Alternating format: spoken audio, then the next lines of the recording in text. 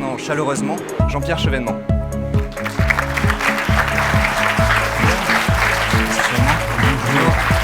Vous me mettez vous là?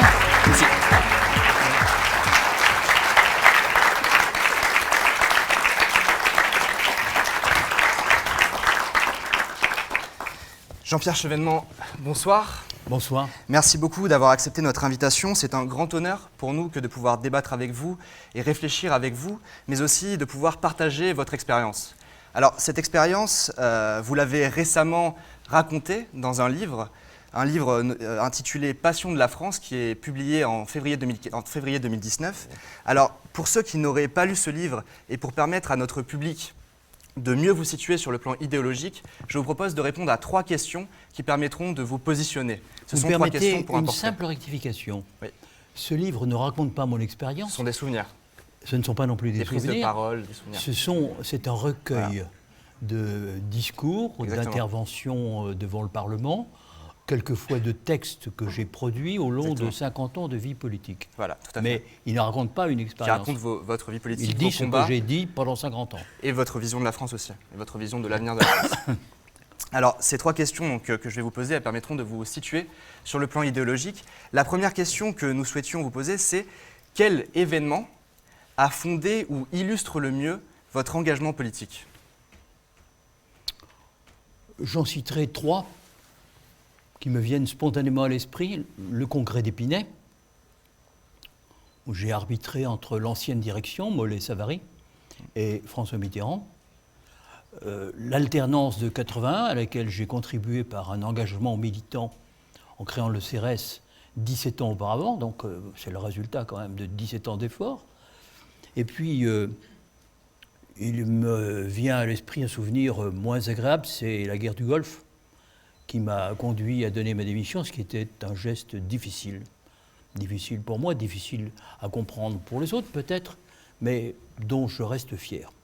Et vos convictions souverainistes, un événement qui a pu les fonder? J'ai toujours été pour la souveraineté nationale, dont De Gaulle disait qu'elle était, avec la démocratie, comme l'avers et l'envers d'une même médaille. Donc je suis un démocrate, je vois les progrès de ce qu'on appellera la post-démocratie, c'est-à-dire l'installation de nos sociétés dans un système où les décisions sont prises par une étroite minorité. Hein, et je pense que tout ça ne durera pas. Hein. Donc quel souvenir je garde? Il y a peut-être les prises de position que j'ai prises au moment du traité de Maastricht en votant à l'Assemblée nationale avec Philippe Séguin pour l'irrecevabilité du dit traité. D'accord. Deuxième question, quel est le penseur qui vous a le plus influencé, très largement? Penseur ou homme politique qui a pu... Je pense que Montaigne m'a beaucoup influencé, parce que mon professeur de seconde aimait beaucoup Montaigne. Donc il consacrait à Montaigne pratiquement les 2 premiers trimestres, et même une partie du 3e, ce qui fait que pour les 2 siècles qui allaient du 16e au 18e, on avait très peu de temps, mais on connaissait très bien Montaigne. Très bien. Et dernière question, qui pour vous représente le mieux votre héritage politique aujourd'hui? Surtout personne. Enfin, j'ai des amis proches, et la vice-présidente de Respublica, Marie-Françoise Bechtel, est certainement quelqu'un qui est très près de moi, mais j'en ai beaucoup. Et je le constate, beaucoup se réclament de moi, à tort ou à raison d'ailleurs, dans plusieurs familles politiques. Alors je me garde de décerner des brevets de chevènementisme, mais je constate que c'est une étiquette assez revendiquée. D'accord. Merci beaucoup pour ces réponses qui auront permis à notre public de mieux vous cerner, j'espère. Et nous allons pouvoir maintenant accueillir Paul, c'est l'entretien.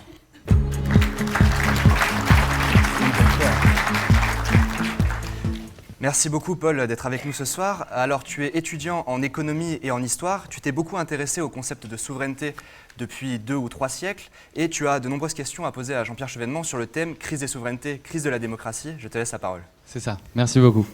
Alors premièrement, Monsieur Chevènement, je vous remercie infiniment d'être avec nous ce soir. C'est un très grand honneur pour moi. Donc pour introduire cet entretien, je vais vous demander, s'il vous plaît, selon vous, quel est le lien entre ces deux concepts que sont la démocratie et la souveraineté? Ce lien est établi en France depuis la Révolution française, qui a substitué au droit divin la souveraineté populaire, la souveraineté nationale.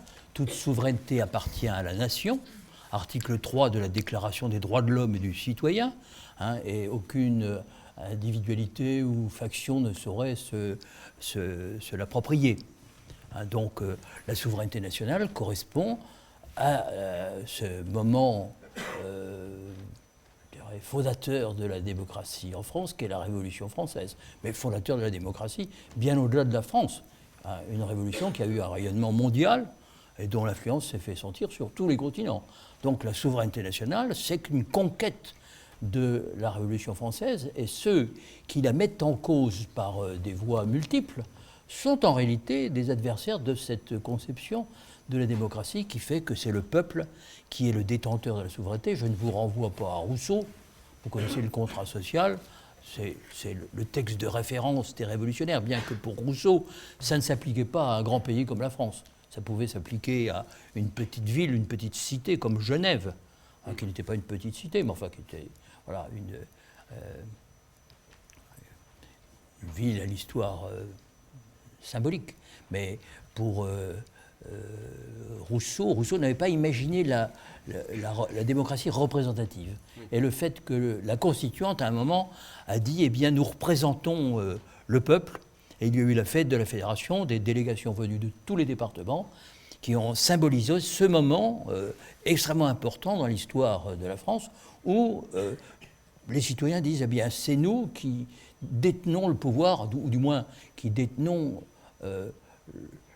la souveraineté, comme disent les juristes allemands, la compétence de la compétence. D'accord. Mais du coup, des critiques sur la souveraineté, il y en a pas mal. Et par exemple, beaucoup de politologues vont pointer des risques pour la démocratie, à l'image par exemple de Ahmet Einsel, qui va montrer que les mouvements souverainistes tendent souvent vers des mouvements autoritaires.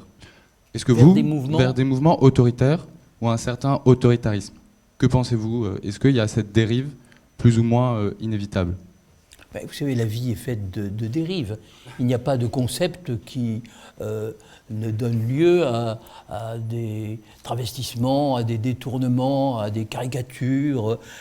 Il ne faut pas confondre la nation et le nationalisme. Ce sont deux choses tout à fait différentes. La nation est le cadre de l'expression démocratique, c'est aussi le cadre de la solidarité, et le nationalisme, c'est une perversion de la nation, c'est une maladie de la nation qui fait qu'on cherche des adversaires à l'extérieur. Je ne sais plus qui a défini la nation comme l'amour des siens et le nationalisme comme la haine des autres. C'est une formule qui est, je dirais, pédagogique. Mais je pense que la nation, d'abord, doit être comprise en tant qu'elle est non seulement le produit d'un héritage historique, d'un enracinement, comme le croient certains, mais surtout un concours de volonté, comme c'est la conception française depuis la Révolution, et telle qu'elle a été formulée par Renan dans une conférence célèbre « Qu'est-ce qu'une nation ?» prononcée en 1889, à laquelle je vous renvoie. Exactement. Pour ne pas être trop long. Oui. Est-ce que vous direz que cette nuance, on peut la retrouver en partie entre souverainisme et nationalisme? Quelle nuance vous mettrez? Mais moi, je n'emploie pas cette expression de souverainisme. Je suis pour la souveraineté nationale, je la défends, mais je ne me définis pas comme souverainiste. Parce que se définir comme souverainiste, c'est déjà prendre position contre quelque chose d'autre. Quoi? Quel est l'autre concept? Et vous vous définiriez comment, du coup? Je vois très bien ce qui est en cause. Depuis, on peut le dire, une quarantaine d'années, il y a un certain dessaisissement des leviers de souveraineté et des leviers de l'action dont disposaient les peuples, au profit d'élites dirigeantes qui ont donné le pouvoir de décider à des instances non élues. Alors, on pourrait prendre les institutions européennes, mais c'est beaucoup plus important que ça, parce que la mondialisation en tant que telle a également soustrait au peuple les moyens qu'ils avaient de peser sur leur destin. Ce sont les marchés financiers, par exemple. Mais si nous restons dans le cadre européen, où effectivement nous sommes dans une situation très particulière, c'est que c'est par la voie de traité que s'est opéré ce dessaisissement de la souveraineté nationale, de traités interprétés par des cours de justice, notamment la Cour de justice de l'Union européenne, mais également la CEDH, Cour européenne des droits de l'homme, ou alors ça se fait par le biais de l'indépendance des banques centrales, ou encore par la création d'organisations internationales comme l'OMC, ou encore par la création de tribunaux arbitraux par des traités de libre-échange, ou encore simplement par l'évolution des jurisprudences du Conseil d'État, de la Cour de cassation, du Conseil constitutionnel, toutes choses qui aboutissent au dessaisissement du Parlement, qui, en démocratie, est quand même le détenteur de cette démocratie déléguée, en démocratie représentative, mais qui, normalement, était le pouvoir législatif. Pouvoir législatif dont procédait l'exécutif et dont le judiciaire était séparé. Je tiens à rappeler que la souveraineté nationale telle qu'elle existe en France n'est pas la possibilité de faire n'importe quoi.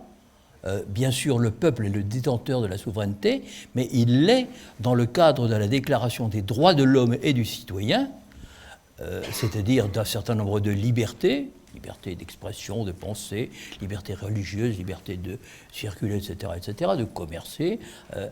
Donc il y a des libertés, il y a aussi des lois qui sont votées par les représentants du peuple et qui sont une forme de liberté collective. En obéissant à la loi, on obéit en quelque sorte à soi-même, donc on défend sa liberté. C'était le principe posé par Jean-Jacques Rousseau dans le contrat social. Et puis, deuxièmement, il y a la séparation des pouvoirs. Un pays qui n'a pas de constitution, ce n'est pas un pays démocratique. Et toute constitution doit procéder à une claire distinction entre les trois pouvoirs que j'ai évoqués tout à l'heure. Et est-ce que vous diriez qu'il y a une sorte de trahison des élites, puisque vous avez abordé les élites tout à l'heure, une sorte de révolte des élites, pour reprendre un peu Christopher Lasch, contre la souveraineté, mais aussi finalement contre la démocratie? Bien sûr, Christopher Lasch a écrit un livre qui date de 1995, mais maintenant la sécession des élites telle qu'elle est décrite par Jérôme Fourquet, dans un petit livre qui s'appelle, je crois, l'archipel français. Cette sécession des élites, elle est tout à fait frappante. Comment est-ce qu'elle se manifeste? Alors on me dirait la fraude fiscale, l'évasion fiscale, l'évasion tout court, c'est-à-dire qu'il va s'installer à Bruxelles, ou bien à Genève, ou bien aux Bahamas, ou bien à Londres, ou bien je ne sais pas. Mais c'est pas ça seulement qui est en cause, c'est quelque chose de beaucoup plus profond. C'est le fait qu'avec la mutation du mode de production capitaliste, je ne vous ai pas répondu Marx tout à l'heure, quand vous m'avez posé la question de savoir quel était mon penseur de référence, mais je vais quand même le citer. Marx a défini ce qu'était un mode de production, mais ce mode de production capitaliste, il évolue. Il n'est pas le même à chaque époque. Et le capitalisme des Trente Glorieuses, le capitalisme keynésien, le capitalisme du welfare state, il entre en crise dans les années 70, déjà à l'échelle mondiale. 1971, les Américains, enfin le gouvernement américain, suspend la convertibilité hors du dollar. C'est tout l'ordre de Bretton Woods qui tombe par terre. Et il faut inventer autre chose, les accords de la Jamaïque. Qu'est-ce que c'est que les accords de la Jamaïque? C'est le dollar reconnu comme monnaie mondiale avec des monnaies flottantes autour de lui. Donc c'est déjà une mutation. Mais il y en a d'autres non moins importantes qui interviennent dans cette période.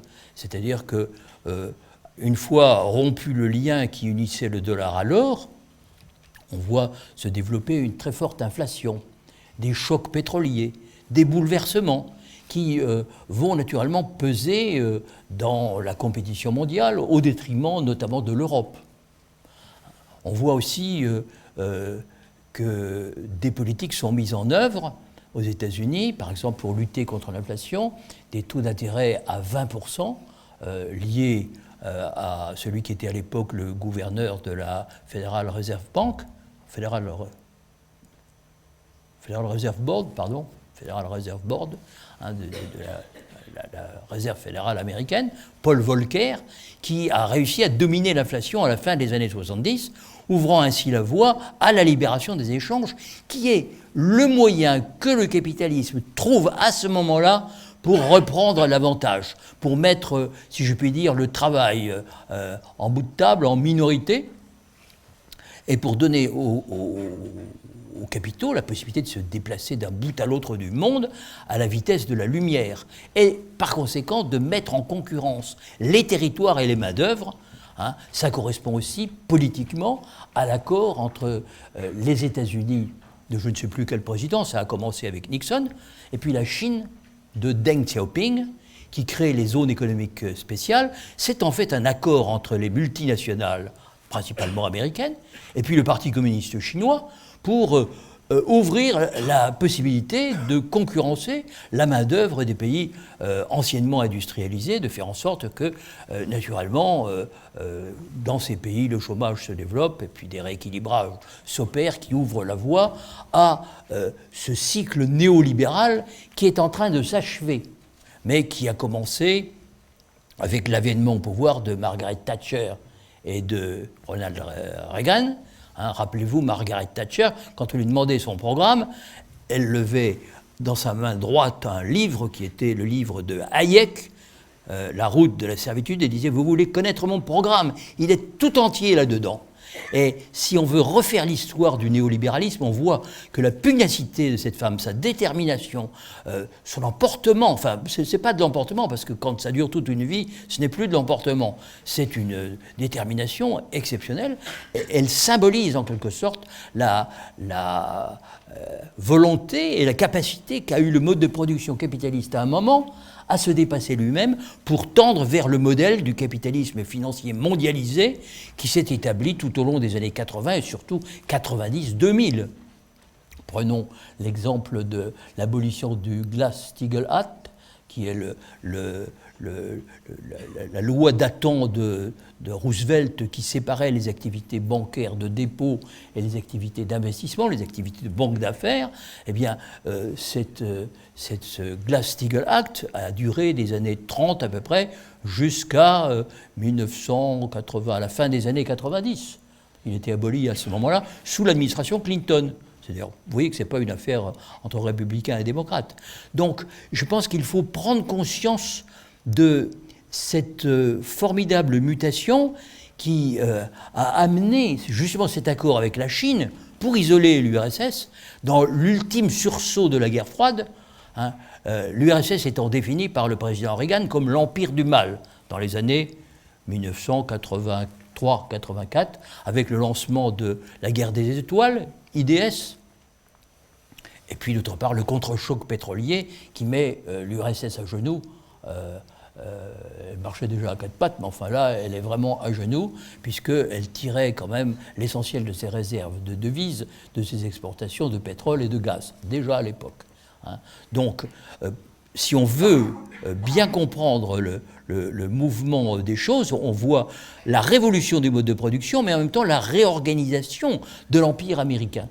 Et comment, en s'alliant avec la Chine, il isole l'URSS et conduit l'URSS à l'implosion finale qui intervient en 1991, mais qu'on voit venir dès la chute du mur de Berlin en 1989. Donc il faut voir quelles dispositions le système, si j'ose parler de système, c'est évidemment une réalité virtuelle, mais quelles dispositions sont prises dans les années 70-80 et qui aboutissent à la fin de la décennie 80, 89, 90, au triomphe du néolibéralisme et de l'hyperpuissance américaine, à travers, par exemple, la libération des mouvements de capitaux, qui, en France, est l'œuvre de Jacques Delors, l'acte unique, dont l'application prendra quand même beaucoup de temps, puisque cette libération des mouvements de capitaux, interne à l'Europe, mais également vis-à-vis des pays tiers,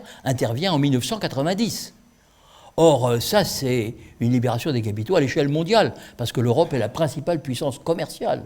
Et donc, si je comprends bien, c'est ce mouvement néolibéral depuis plusieurs décennies qui a dilué la souveraineté au niveau mondial. Mais est-ce qu'il y a un retour en arrière qui est possible ou on est arrivé à un point où c'est trop tard? On ne peut pas, je ne crois pas à l'éternel retour. Il est évident que les principes de la souveraineté nationale ont été vidés de leur sens par le fait que, par exemple, on a créé l'OMC en 1994. L'indépendance de la Banque de France, elle intervient à peu près en 1993. Hein. Et les traités européens, deux sont essentiels. L'acte unique, qui passe inaperçu de ceux qui le signent en 1985, sera ratifié en 1987, mais c'est au nom du marché unique et des 4 libertés qu'il faudrait instituer, celle des mouvements de capitaux, de biens, de services, de personnes, libertés qui n'ont rien à voir avec les libertés telles qu'elles étaient définies par la Déclaration des droits de l'homme et du citoyen, que vous trouvez dans les déclarations américaines ou anglaises de l'époque. C'est un autre schéma, mais il est imposé par la dévolution à la Commission du pouvoir de proposer 300 et quelques directives dans tous les domaines qui vont libéraliser, qui vont déréguler complètement le système européen et mondial. Or cela, personne ne s'en aperçoit parce que le combat a eu lieu à l'intérieur du gouvernement français en 1983. Le chancelier Kohl a vu l'enjeu de ce débat. Il a pressenti Jacques Delors pour être le commissaire européen, ou plutôt exactement le président de la Commission européenne, qu'il a été pendant 10 ans. Et c'est à Jacques Delors qu'a été confié le soin d'élaborer l'acte unique, puis ensuite de l'appliquer. C'est quand même une œuvre considérable, souvent ignorée, et je crois qu'il faut lui rendre cette justice, si je puis dire, c'est qu'il a été l'artisan essentiel du passage au néolibéralisme en Europe qui s'est fait dans l'indifférence, dans une certaine indifférence, dans une grande opacité et dans l'incapacité des acteurs de comprendre ce qui se jouait réellement. Alors, on a bien compris votre idée que le libéralisme économique, le capitalisme mondialisé, avait amené en quelque sorte la fin de la souveraineté nationale. Mais du point de vue démocratique et du lien entre démocratie et souveraineté, vous avez abordé le concept de post-démocratie tout à l'heure, concept qu'on doit à Colin Crouch dans son livre Post-démocratie. Et est-ce que vous diriez, comme lui, que le problème fondamental aujourd'hui, c'est la captation de la souveraineté du peuple, de la souveraineté populaire, par un certain nombre de petits groupes qui peuvent être la Commission européenne, qui peuvent être des lobbies, qui peuvent être des institutions internationales, mais aussi des grandes entreprises, et qui finalement prennent leurs décisions à porte fermée sans aucun contrôle de la part de la population? Nous parlions tout à l'heure de la sécession des élites. Il est évident que derrière ces institutions que vous venez d'énumérer, la Commission européenne, la Banque centrale européenne, la Cour de justice européenne, qui sont toutes des institutions non élues, et même le Parlement européen qui ne procède pas d'une souveraineté, puisqu'il y a 30 peuples en Europe, une trentaine de peuples, et que même le tribunal constitutionnel de Karlsruhe dit que le Parlement européen n'est pas un parlement, mais la juxtaposition de la représentation de 27 ou 28 expressions populaires. Donc, nous avons un système où les décisions, et je ne parle pas des marchés financiers, je ne parle pas de la City de Londres, de Wall Street, etc., où les décisions sont prises en dehors du peuple. Or, comme ce système aboutit, non pas comme on nous l'a chanté à la mondialisation heureuse, à l'Europe, petit coin de paradis, là je viens de citer 2 titres de livres de M. Alain Minck, eh bien, au lieu qu'on ait récolté la mondialisation heureuse et le petit coin de paradis européen, on découvre un monde fracturé, fracture économique, fracture sociale, fracture géographique, fracture générationnelle. Je n'ai pas besoin d'insister sur ce dernier point, mais sur le premier point, quand je dis fracture géographique, regardez la Chine. Elle pesait 1 à 2% du PIB mondial dans les années 1970. Eh bien, aujourd'hui, elle est à 18%. Son PIB dépasse celui des États-Unis. 23 000 milliards de dollars contre 19 500 en parité de pouvoir d'achat. Mais c'est ce qu'on peut acheter avec cela. Donc, évidemment, les Américains se réveillent avec Trump, il s'était un petit peu ému avec Obama, qui avait déclaré le pivotement de la puissance militaire américaine vers le Pacifique. Il n'avait même pas envoyé quelques porte-avions de plus, d'ailleurs c'était très verbal, hein, mais il est évident qu'avec Trump, les choses se gâtent sérieusement. Hein. Mais ces fractures géographiques, vous les trouvez en Europe, entre l'Europe du Nord industrielle et l'Europe du Sud, en voie de désindustrialisation. Vous les trouvez en France, entre les zones qui se développent, la région parisienne, Rhône-Alpes, un peu l'ouest de la France, puis les zones sinistrées, comme par exemple le nord-est de la France, hein, d'où je viens, dont j'ai été longtemps l'élu. Eh bien, Belfort, je n'ai pas besoin de vous faire de dessin, hein, General Electric, l'affaire Alstom Transport Siemens.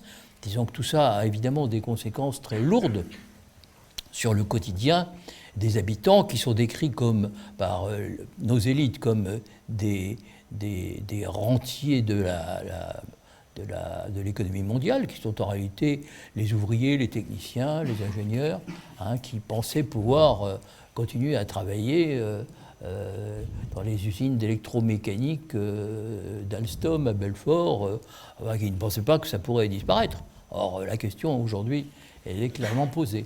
Oui, et justement, cette fracture sociale, est-ce qu'elle se matérialise, par exemple, avec le mouvement des Gilets jaunes, mouvement qui, premièrement, avait des revendications franco-françaises, mais qui, finalement, on a l'impression, c'est un peu ancré sur des revendications plus anti-Europe. Il est normal que les revendications soient, je dirais, basiques dans un premier temps. Alors, c'est vrai que le mouvement des Gilets jaunes ne porte pas un projet. Mais ce qu'on peut dire des Gilets jaunes, on peut le dire de la gauche française et de la gauche européenne tout entière, elle n'a plus de projet. Elle est désarmée devant ce système néolibéral qui lui-même est en crise depuis 2008, qui met en œuvre des remèdes qui n'ont rien de néolibéral. Par exemple, le plan Paulson de rachat d'actifs aux États-Unis, 800 milliards de dollars, c'est le contribuable qui paye, ou alors les banques centrales qui inondent l'économie de liquidité pour sauver les banques déjà, et puis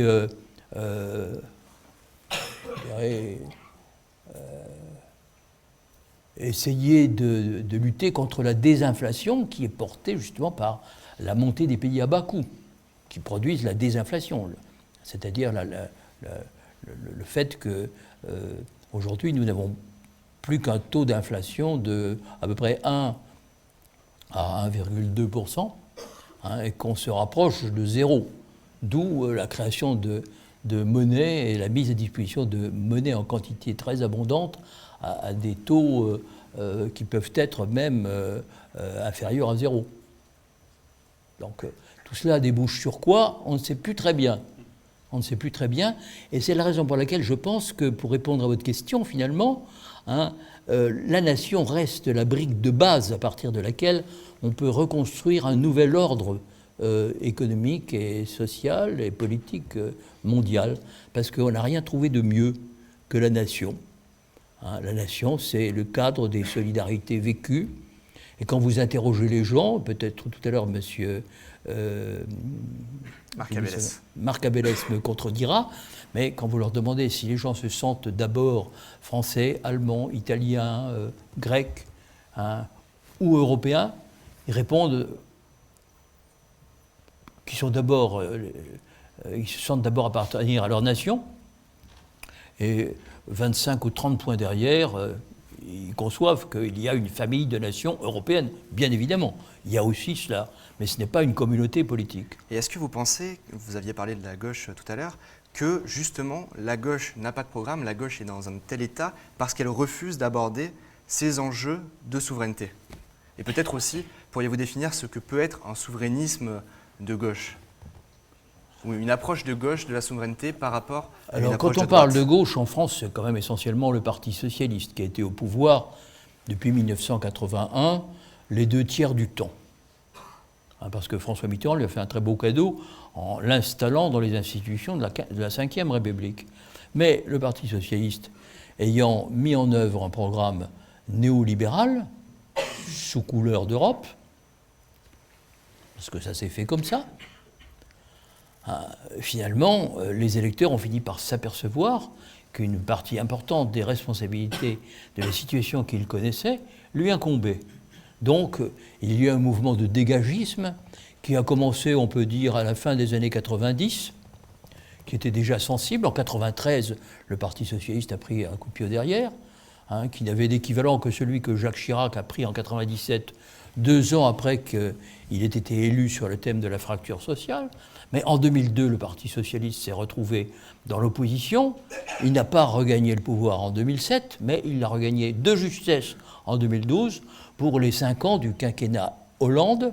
Et il a perdu, à mon avis, pour très longtemps, peut-être même pour toujours, cette position institutionnelle qui était la sienne depuis 1981.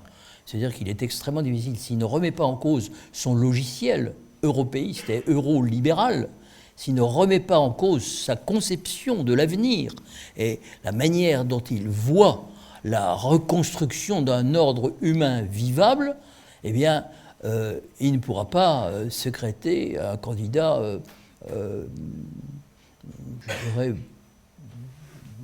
éligible dans une prochaine élection présidentielle. Et cela est vrai aussi à droite, parce que la droite a été en quelque sorte jetée à bas de son cheval. C'est moins vrai peut-être pour la droite que pour le Parti socialiste, mais malgré tout, la droite est très désemparée, et on le voit dans ce qui a été, comment j'avais inventé un mot dans le temps, la mise en turbulence du système en 2017, puisque c'est un homme qui venait d'ailleurs, qui a été élu président de la République, qui n'appartenait ni au Parti socialiste, ni à la droite, qui était quelqu'un qui était en même temps l'un et l'autre, enfin, de la même manière que moi je m'étais défini en 2002 comme, non pas ni gauche ni droite, mais comme au-delà de la droite et de la gauche, quelqu'un qui portait l'exigence de la République. C'est assez différent parce que je prétendais bâtir une alternative. Parce que le dégagisme était déjà dans l'air. Les partis de gouvernement, au premier tour, en 2002, si je me souviens bien, ont fait 36%. Et vous voyez qu'en 2017, les partis dits de gouvernement font 26%. Donc il y a une chute. Il y a une chute et la turbulence, la mise en turbulence du système intervient en 2017. Et tant qu'il n'y aura pas eu un travail intellectuel, un travail de reconstruction de l'avenir et de reconstruction collective, c'est-à-dire qui pose tous les problèmes du monde de demain, cette rivalité entre les États-Unis et la Chine qui est évidemment notre avenir au XXIe siècle. La place de l'Europe, quelle sera-t-elle? Est-ce que l'Europe, enfin quand je dis l'Europe, quelque chose en Europe pourra émerger comme une force autonome entre les États-Unis et la Chine. Mais d'ailleurs, excusez-moi de vous interrompre, mais comment est-ce que l'Europe pourrait rester, enfin, l'Union européenne pourrait être conservée, mais tout en donnant de l'autonomie aux États et faire face aux deux puissances que sont les États-Unis et la Chine? Parce qu'on comprend que à l'échelle de l'État, c'est un peu difficile pour un pays comme la France de faire face. Du coup, passer par l'Union européenne représente une solution assez qui semble viable, mais comment faire ceci tout en gardant cette part d'autonomie à chaque État? Mais parce que ça ne peut pas être le rôle de l'Union européenne. L'Union européenne, ça ne marche pas. Ceux qui la connaissent de l'intérieur savent qu'à 27, on ne peut rien décider et que de toute façon, c'est la Commission qui a le monopole de la proposition, qu'ensuite les conseils européens fonctionnent non pas au consensus, mais à la peur de troubler le consensus. Ce qui fait qu'à la fin de la réunion, on dit « y a-t-il quelqu'un qui est contre ?» Personne n'ose se manifester, de peur de s'isoler. Et finalement, c'est une machine fondamentalement antidémocratique, qui est incapable de se réformer elle-même. Par conséquent, il n'y a rien à attendre de l'Union européenne telle qu'elle existe aujourd'hui. Peut-être on peut conserver le marché unique. Je le souhaite. Moi, personnellement, je souhaite qu'on améliore le marché unique, par exemple, qu'on aboutisse à une certaine harmonisation de la fiscalité sur les sociétés. Ce serait souhaitable. Encore que c'est un domaine qui appartient à la décision des États, que des pays comme l'Irlande ou le Luxembourg, qui ont mis leurs impôts très bas pour attirer les multinationales, ils refusent. Il est évident que si on n'arrive pas à trouver des solutions dans ce sens-là. Si, face à la taxation que Trump impose à nos produits, il n'y a pas une capacité au niveau de la Commission européenne à proposer des mesures de rétorsion, eh bien on ne s'en sortira jamais. Mais y aura-t-il cette capacité? Ceux qui connaissent les institutions européennes, Mme Vestager, etc., d'avance vous répondront non, ce n'est pas possible. M. Moscovici, ce n'est pas possible. Ça n'arrivera jamais. Alors, quand il y a un drame, et nous ne sommes pas très loin de ce drame, parce que, je dirais, regardez comment l'opinion publique a réagi au lendemain des attentats de 2015-2016. Ils ne se sont pas tournés vers l'Europe, ils se sont tournés vers la nation. Hein. Et ils n'ont pas sorti le drapeau européen avec ses 12 étoiles jaunes. Hein. Ils ont sorti le drapeau français. Ils attendent de l'État, à tort ou à raison, ils attendent de l'État qu'il prenne des mesures qui les protègent. Et par conséquent, au niveau européen, la solution, puisque vous me la demandez, je vais quand même vous la donner, la solution pour moi est un traité dans le traité. Je ne propose pas que, en fichant l'air ce qui existe, bien que je ne le crois pas du tout à ce qu'il peut apporter, mais je pense que le maintien du marché unique est un horizon réaliste. Si on pouvait le perfectionner, ce serait bien. Mais il faut un traité dans le traité pour qu'entre les 5 pays qui comptent, et peut-être à la limite s'il n'y en avait que 3, ça suffirait, hein, on prenne des dispositions pour exister stratégiquement, pour exister politiquement. Parce que l'Europe, depuis le départ, n'a pas été conçue comme une entité politique, mais comme quelque chose qui avait à voir avec l'économie, avec le marché. Et c'est une institution qui s'est développée à l'ombre de la guerre froide, à l'ombre du parapluie américain. Et en définitive, il faut repenser cette Europe comme une entité stratégique capable d'intervenir dans le domaine industriel, dans le domaine de la recherche, dans le domaine de l'espace, dans le domaine de la défense, si tant est que c'est possible, hein, compte tenu de ce qu'est l'opinion allemande sur ces sujets. Mais on peut passer des accords à géométrie variable, et je pense que l'Europe de l'avenir, c'est une Europe entre les grands pays. On pourra associer les autres s'ils le veulent. Mais ce qui compte, si on veut constituer une force à l'échelle mondiale entre les États-Unis et la Chine, ce qui est l'objectif hein, de mon propos, de ce que je vous ai dit tout à l'heure, eh bien, il faut un accord entre l'Allemagne, la France, la Grande-Bretagne, l'Italie, si c'est possible, l'Espagne, si c'est possible, hein, oui. Et puis les autres, s'ils le veulent. Mais il n'y a pas d'autre issue pour apporter une réponse stratégique, une réponse politique au duopole qui se dessine à l'horizon, cette espèce de bipolarité du XXIe siècle entre les États-Unis et la Chine. Il n'y a pas d'autre solution qu'une Europe refondée à partir des nations. Dernière question, Paul, et je vais vous demander d'y répondre rapidement avant d'accueillir Marc Abélès. Donc si je comprends bien, il faudrait faire une refonte de l'Europe, mais presque une refonte de manière plus poussée de l'Europe, de manière plus intense, renforcer certaines règles européennes finalement, pour une meilleure harmonisation.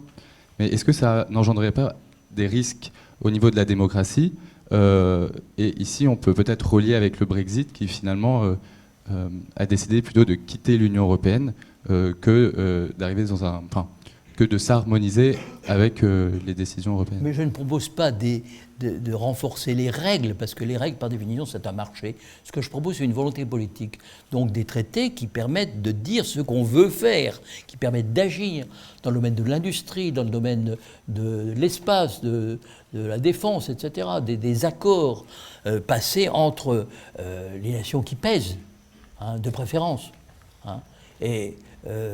le risque du Brexit, bon, on va voir ce que deviendra la Grande-Bretagne, mais il ne faut pas tracer une croix définitive. Peut-être que la Grande-Bretagne verra qu'elle est dans un sacré pastaga et qu'elle trouvera intérêt à se rapprocher de la France, de l'Allemagne sur certains sujets. N'insultons pas l'avenir. Très bien, de même, travaillons avec la Russie. Oui, merci beaucoup. Là aussi, c'est quelque chose qui n'a pas été fait jusqu'à présent.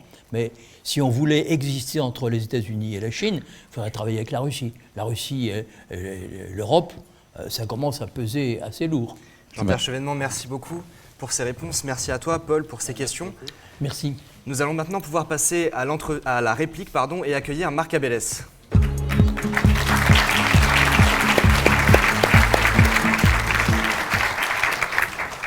Marc Abélès, bonsoir. Bonsoir. Alors, vous êtes anthropologue des institutions et du politique. Vous êtes également directeur de recherche au CNRS. Vous avez publié un livre en 2014 intitulé « Penser au-delà de l'État ».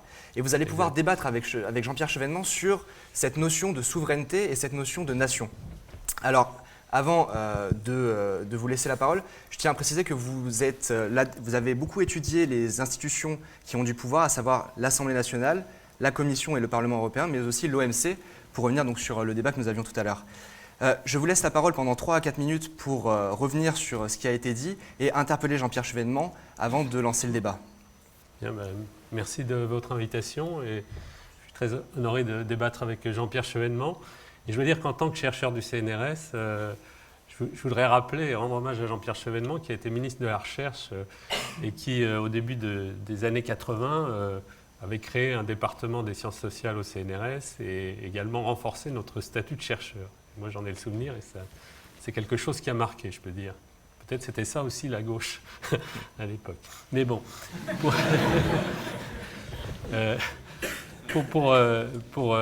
en venir au sujet qui nous occupe, disons, je pense que la question qui est posée, enfin, à propos de l'État-nation et de la souveraineté, elle correspond, à mon sens, à une période qui est maintenant presque révolue. C'est-à-dire que moi, je pense, enfin c'est un peu la thèse que je soutiens dans ce livre, Penser au-delà de l'État.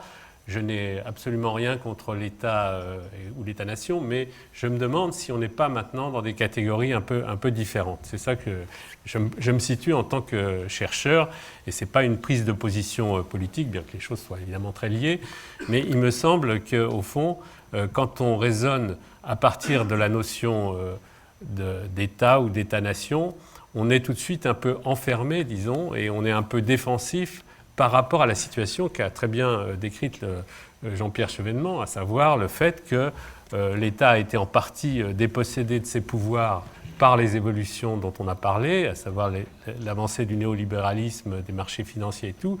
Et la question, au fond, que je me pose, si vous voulez que je sois très très rapide, c'est de se demander si être aujourd'hui partisan de la souveraineté, c'est un peu une provocation bien sûr, hein, mais est-ce que c'est pas être un peu comme Don Quichotte face au moulin à vent? Est-ce que c'est pas être un peu dans la mesure où, au fond, la question c'est comment on peut faire face à un certain nombre de défis économiques, environnementaux, etc., qui font que l'échelon national, finalement, s'avère un peu trop insuffisant, disons, pour régler ou réguler, disons, ce genre de questions. Voilà, c'est une première, c'est un peu, voilà.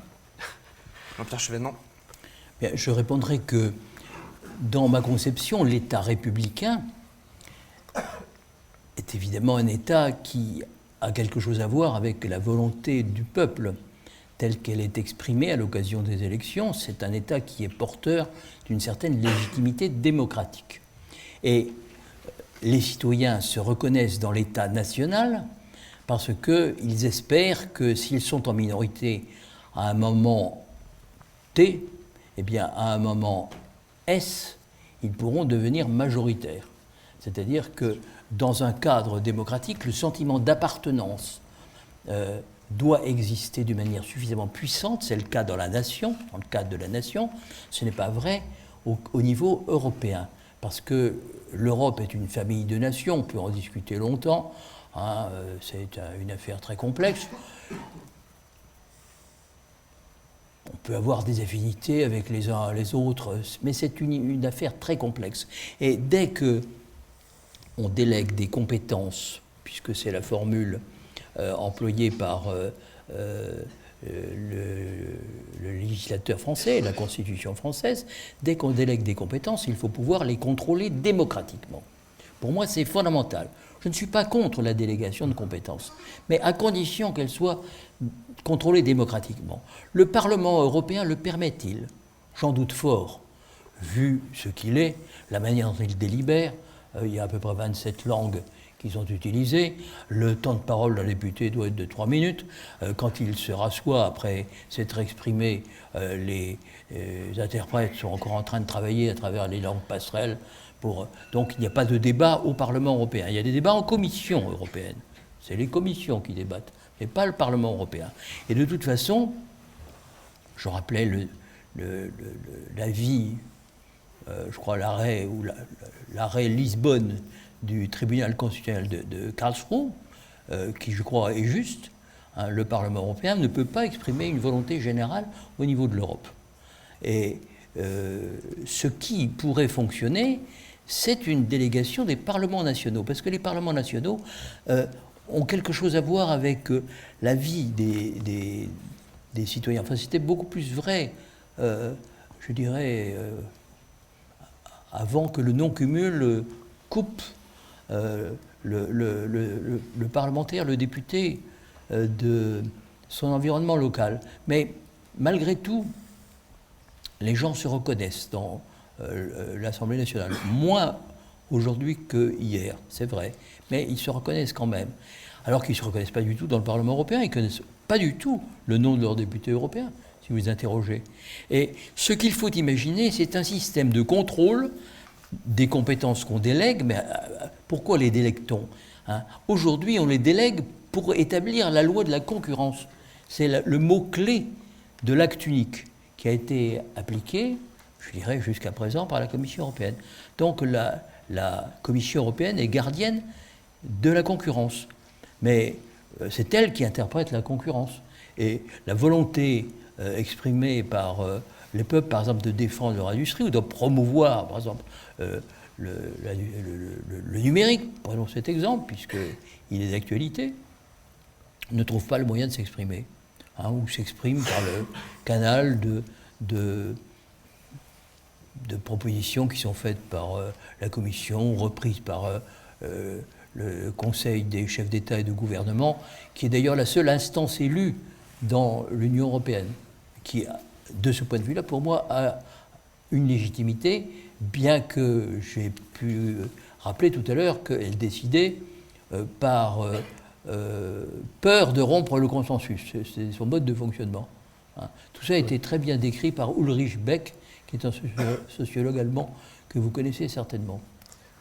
Tout à fait. Je pense, je vais revenir sur votre expression sur le sentiment d'appartenance. Au fond, ça me rappelle justement l'expression employée par un historien britannique, Benedict Anderson, qui parlait de la communauté imaginée. Et au fond, la nation, ça serait une sorte... Perry Anderson. Benedict Anderson. Ah, Benedict Anderson. Oui. Et la nation, ça serait donc c'est plus quelque chose qu'on a, je dirais, dans la tête, c'est une sorte d'idée, comme d'ailleurs l'État. Au fond, on a une certaine idée de l'État. Enfin, ça, je parle en tant qu'anthropologue. Mais a priori, ce que je ne vois pas, c'est pourquoi on resterait scotché, au fond, sur cette idée-là. C'est-à-dire que nous, anthropologues, on a l'habitude de travailler sur des systèmes politiques qui peuvent être très hétéroclites, en fait, des types de sociétés qui n'ont pas du tout adopté la forme étatique, hein, et qui ont même fait en sorte, certains anthropologues l'ont montré, notamment dans des sociétés d'Amérique latine ou d'Afrique, qui ont fait en sorte plutôt de neutraliser en fait toute centralisation au niveau d'un État. Moi-même, j'ai travaillé il y a longtemps dans des sociétés éthiopiennes qui représentaient plusieurs centaines de milliers de personnes, et ces gens étaient, étaient constitués, disons, en démocratie locale avec des assemblées, etc. Et puis se fédéraient par moments, se faisaient la guerre à d'autres moments, mais en fait, ils récusaient en quelque sorte par la pratique l'idée d'une intégration et d'un corps commun qui aurait été une forme d'État, quoi. Ils ont été ensuite intégrés à la nation éthiopienne, mais ils l'ont été par la force. Et la question, c'est que si on part de l'idée que c'est l'État qui représente la seule combinaison possible en fonction de ce sentiment d'appartenance, on se demande après comment il est possible de toute façon d'arriver à créer des institutions qui pourraient fonctionner, je pense aux institutions européennes, de les faire fonctionner si chacun est dans son précaré étatique. C'est une question quand même qui se pose. Moi, j'ai travaillé au Parlement européen. Vraiment, j'ai écrit un livre qui s'appelait la vie quotidienne au Parlement européen. C'est-à-dire que je l'ai fait en ethnographe. Je n'ai pas... Et ce qui m'a frappé quand même, c'est qu'il y avait des attitudes assez différentes. C'est-à-dire qu'il y avait des gens qui partaient du principe que de toute façon, effectivement, les députés étaient des représentants des États, alors que d'autres avaient une vue différente en disant que les députés étaient des représentants de l'Europe. C'est un peu comme quand on est à l'Assemblée nationale, puisque j'ai travaillé aussi là-bas, dans l'Assemblée nationale, vous pouvez dire « je suis le représentant d'une circonscription ».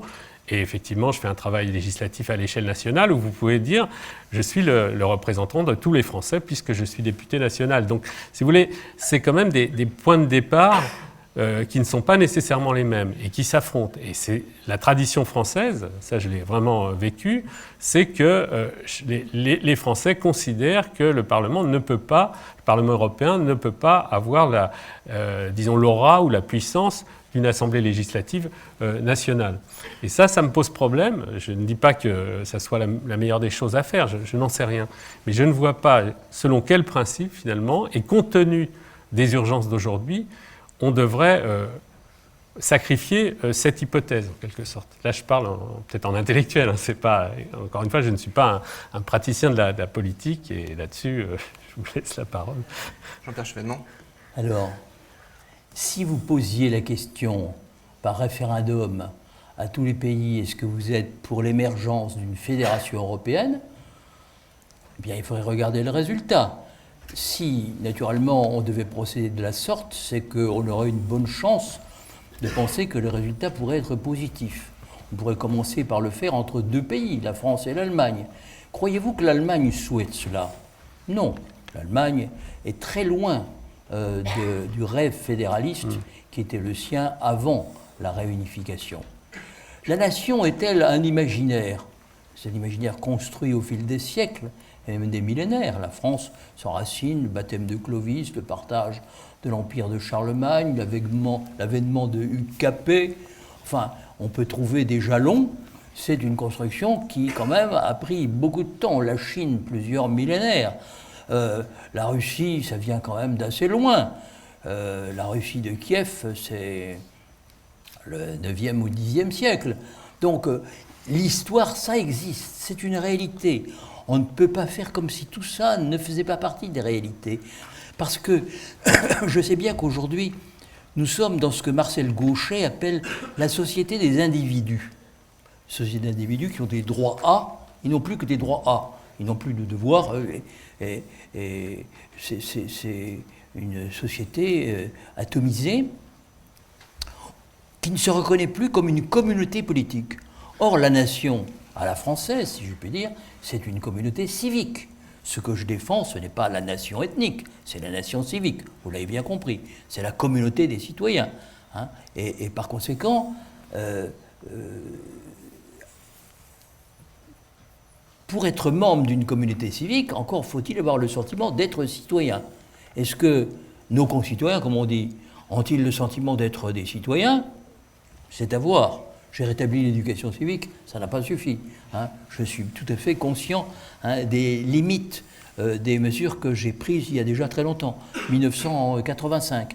Pour revenir au Parlement européen, ceux qui disent « je suis député de l'Europe », méconnaissent le texte des traités, parce que le Parlement européen, il est fait de la juxtaposition, de la représentation des différents États qui composent l'Union européenne.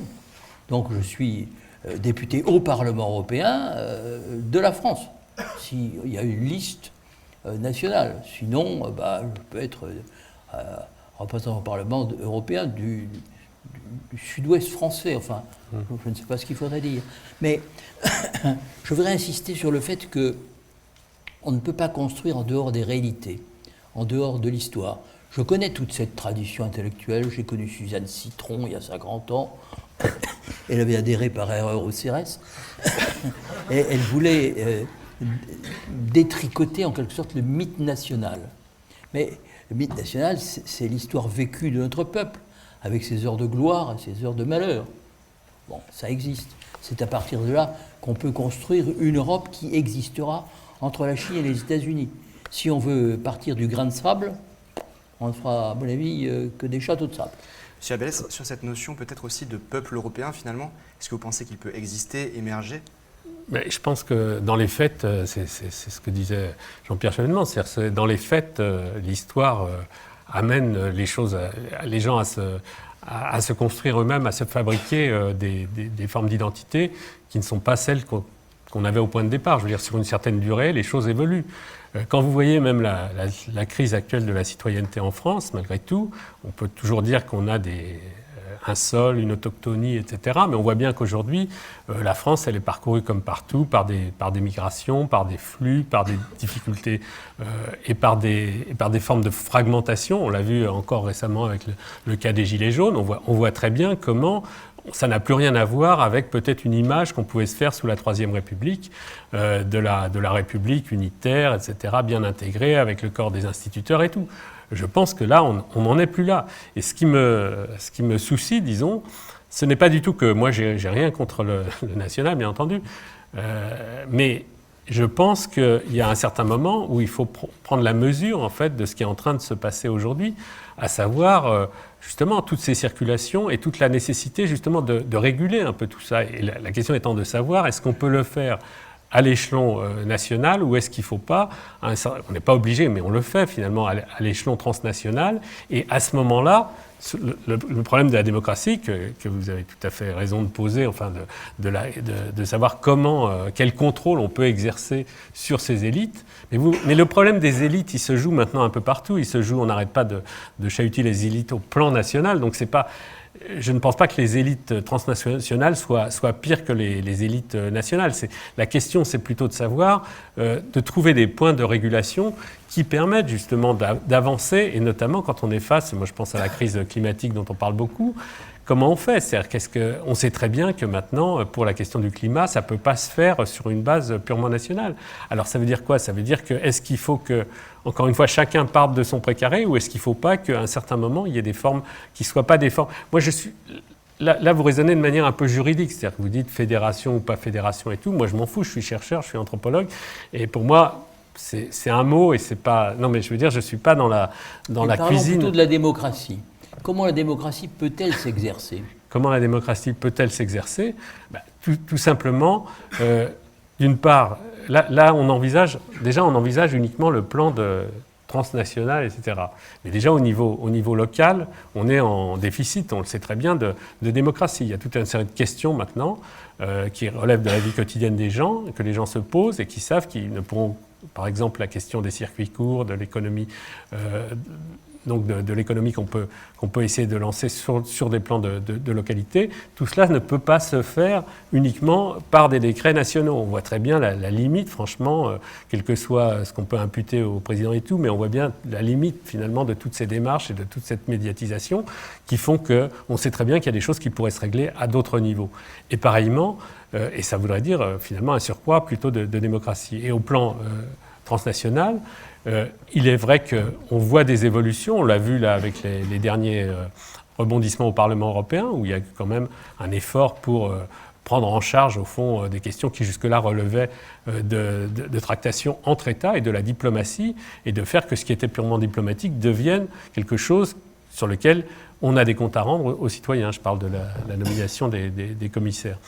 Bon, tout ça, c'est très balbutiant, mais c'est aussi qu'il y a un moment où peut-être c'est aux citoyens aussi d'être consultés, d'avoir leur mot à dire sur les pouvoirs qu'ils entendent donner à ces niveaux qui seraient des niveaux donc dépassant le plan purement national.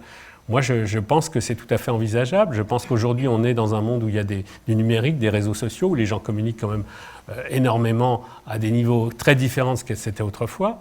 Donc, dans ces conditions, j'aurais tendance à dire que là aussi, on est un peu au-delà de l'État, pour reprendre le mot que... Jean-Pierre Chevènement, sur cette question, mais aussi sur la question des élites, parce que vous avez repris aussi une réflexion de votre collègue chercheur Andy Smith, qui pose une question dans un article. Des élites sans territoire, que sont les élites européennes, et notamment les commissaires que vous avez cités, peuvent-elles avoir une légitimité politique? Quel est votre avis sur ces propos, sur cette question, Jean-Pierre Chevènement? Je pense que la plupart de nos concitoyens seraient bien en peine de faire la liste des commissaires européens. Certains connaissent peut-être en bien ou en mal, M. Moscovici.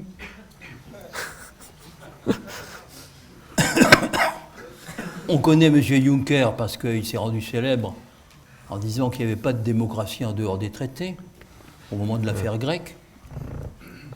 Les autres, Mme Vestager, que j'ai évoquée tout à l'heure, personne ne la connaît, c'est dommage. Enfin, personne ne la connaît en général, en France. Enfin, il y a un Français sur 1000, au maximum, qui la connaît. C'est dommage parce que c'est une personnalité sans doute très intéressante. Comment sont nommés les commissaires? Il y a une espèce de tambouille entre les chefs d'État pour savoir qui sera le président de la Commission, le président de la Commission pressant un certain nombre de gens. Tout ça se discute en coulisses. Et finalement, il y a des procédures qui ont été définies dans les traités ou à partir de règlements qui font que, par exemple, M. Macron propose Mme Goulard. Mme Goulard se fait retoquer, à mon avis à juste titre d'ailleurs, par le Parlement européen. Hein. Ce n'est pas que je m'en sois réjoui pour la France, parce qu'évidemment, pour le président de la République, c'était une claque, mais sur le fond, hein, étant donné quand même les graves manquements à une déontologie élémentaire qui avaient été commis, j'ai trouvé que c'était une bonne chose. Il arrive d'ailleurs que la Commission européenne prenne des décisions qui me réjouissent en retoquant l'absorption de Alstom par Siemens. Moi, j'étais très heureux, bien qu'on ait critiqué cette décision comme étant un attentat contre la politique industrielle. Politique industrielle, mon œil, il n'y avait aucun engagement de prix, sinon la reconduction de M. Poupart-Lafarge à la tête d'Alstom pendant encore 4 ans. Donc, nous sommes dans le domaine de l'aléatoire. Ce n'est pas sérieux. Hein. Ce qui est sérieux, c'est que les peuples aient le sentiment qu'ils peuvent reprendre barre sur le comportement de leurs élites, sur la manière dont ces élites décident de la politique économique qui commande en définitive l'emploi, de la politique industrielle, de la politique de défense, parce que nous avons quand même à l'horizon une société troublée, hein, avec des parcourus d'ondes malsaines, hein, et qui peuvent dégénérer, y compris à terme en guerre civile. Hein, et c'est vrai en France comme c'est vrai dans d'autres pays. Donc tout ça est très grave. Et le jour où ça se produira, les peuples se réveilleront et risquent de se tourner vers les démagogues, parce qu'on leur a bassiné les oreilles avec l'idée que la nation s'est périmée. Mais qu'est-ce qu'on leur met à la place? Où est l'outil, le levier dont ils ont besoin?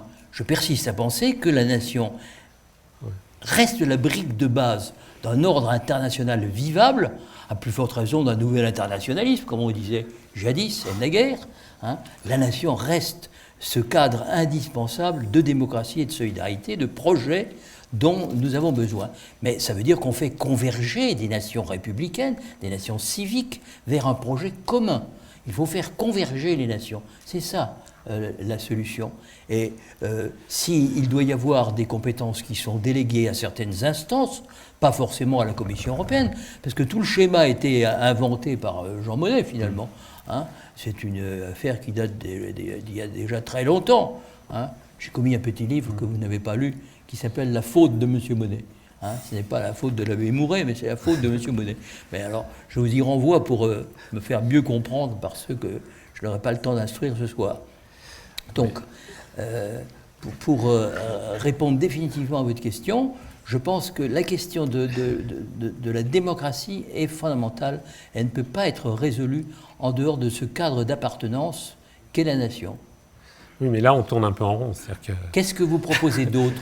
Par exemple, Habermas, Jürgen Habermas, un temps, oui, a proposé le post-nationalisme et notamment la notion de patriotisme constitutionnel. On séparait l'appartenance et les affects qu'elle comporte de la définition purement intellectuelle des principes auxquels on adhérait. Bon, il se trouve que cette notion de patriotisme constitutionnel a fait long feu à tel point que lui-même, Jürgen Habermas, a dit « bon, bah, finalement, ça ne marche pas, hein, j'y renonce ». Donc, qu'est-ce que vous proposez pour mettre à la place? C'est ça ma question. Bon, je suis pas chargé de la réforme, mais il me semble que, si vous voulez, là vous êtes dans une position qui est une position extrêmement défensive, c'est-à-dire que si vous partez de cette idée qu'il y a finalement le seul point, il y a un point, une sorte de point d'Archimède, qui est donc cette nation, cette brique et tout, vous perdez quand même de vue encore une fois, les problèmes qui se posent aujourd'hui et qui impliquent en permanence d'être projetés vers l'extérieur. Le problème de cette position, c'est qu'en fait, elle nous ramène toujours à l'intérieur. Et elle nous ramène finalement à l'idée qu'au fond, tout part de là et tout va vers là. Et moi, mon sentiment, c'est qu'aujourd'hui, on le sent, et on sent que vous parlez des peuples et vous parlez des citoyens, et on sent que les citoyens sont aussi quand même, très attachés à trouver des voies qui permettent d'affronter des questions qui sont des questions quand même assez nouvelles et qui sont des questions d'ampleur beaucoup plus globale. Et c'est ça qui me rend un peu sceptique, disons, sur l'idée de tout arrimer à la citoyenneté nationale. Je ne sais pas s'il peut exister une démocratie mondiale et ça va faire rire tout le monde et tout, mais en réalité, au fond, comme de toute façon, le fait du national, c'est toujours de vouloir rester entre soi, il y a peu de chances, dans ces conditions, qu'on puisse lancer des projets qui seraient des projets d'ouverture. Et ça c'est quand même un problème d'urgence. Je peux interrompre une seconde ? Mais allez-y, bien sûr. Oui, cette opposition entre l'ouvert et le fermé, je ne l'accepte pas. Parce que la nation républicaine est aussi ouverte que votre système. C'est les principes qui vont avec la souveraineté nationale, ceux qui ont été proclamés par la Déclaration des droits de l'homme, repris, améliorés, etc., ne sont pas des principes qui nous enferment de la réalité nationale. Ce sont des principes universels qui n'interdisent pas la collaboration, la coopération. Et je pense que les institutions européennes telles qu'elles fonctionnent aujourd'hui ne peuvent plus fonctionner de manière satisfaisante, ne donneront plus rien, sont à bout de souffle. Chacun en est conscient. Il faut donc reconstruire. Et on ne peut reconstruire qu'avec la démocratie. Et en partant des cadres qui sont ceux de l'expression démocratique. Mais ça ne veut pas dire qu'on oppose tel ou tel. Moi, je suis aussi européen que vous. Je le suis autrement. Ce sont les modalités de la construction européenne que je conteste. Je pense que... Oui, mais les modalités de la construction européenne, elles viennent des États. C'est justement les États-nations qui ont décidé que ça se passerait de cette manière-là. Et c'est cela, enfin...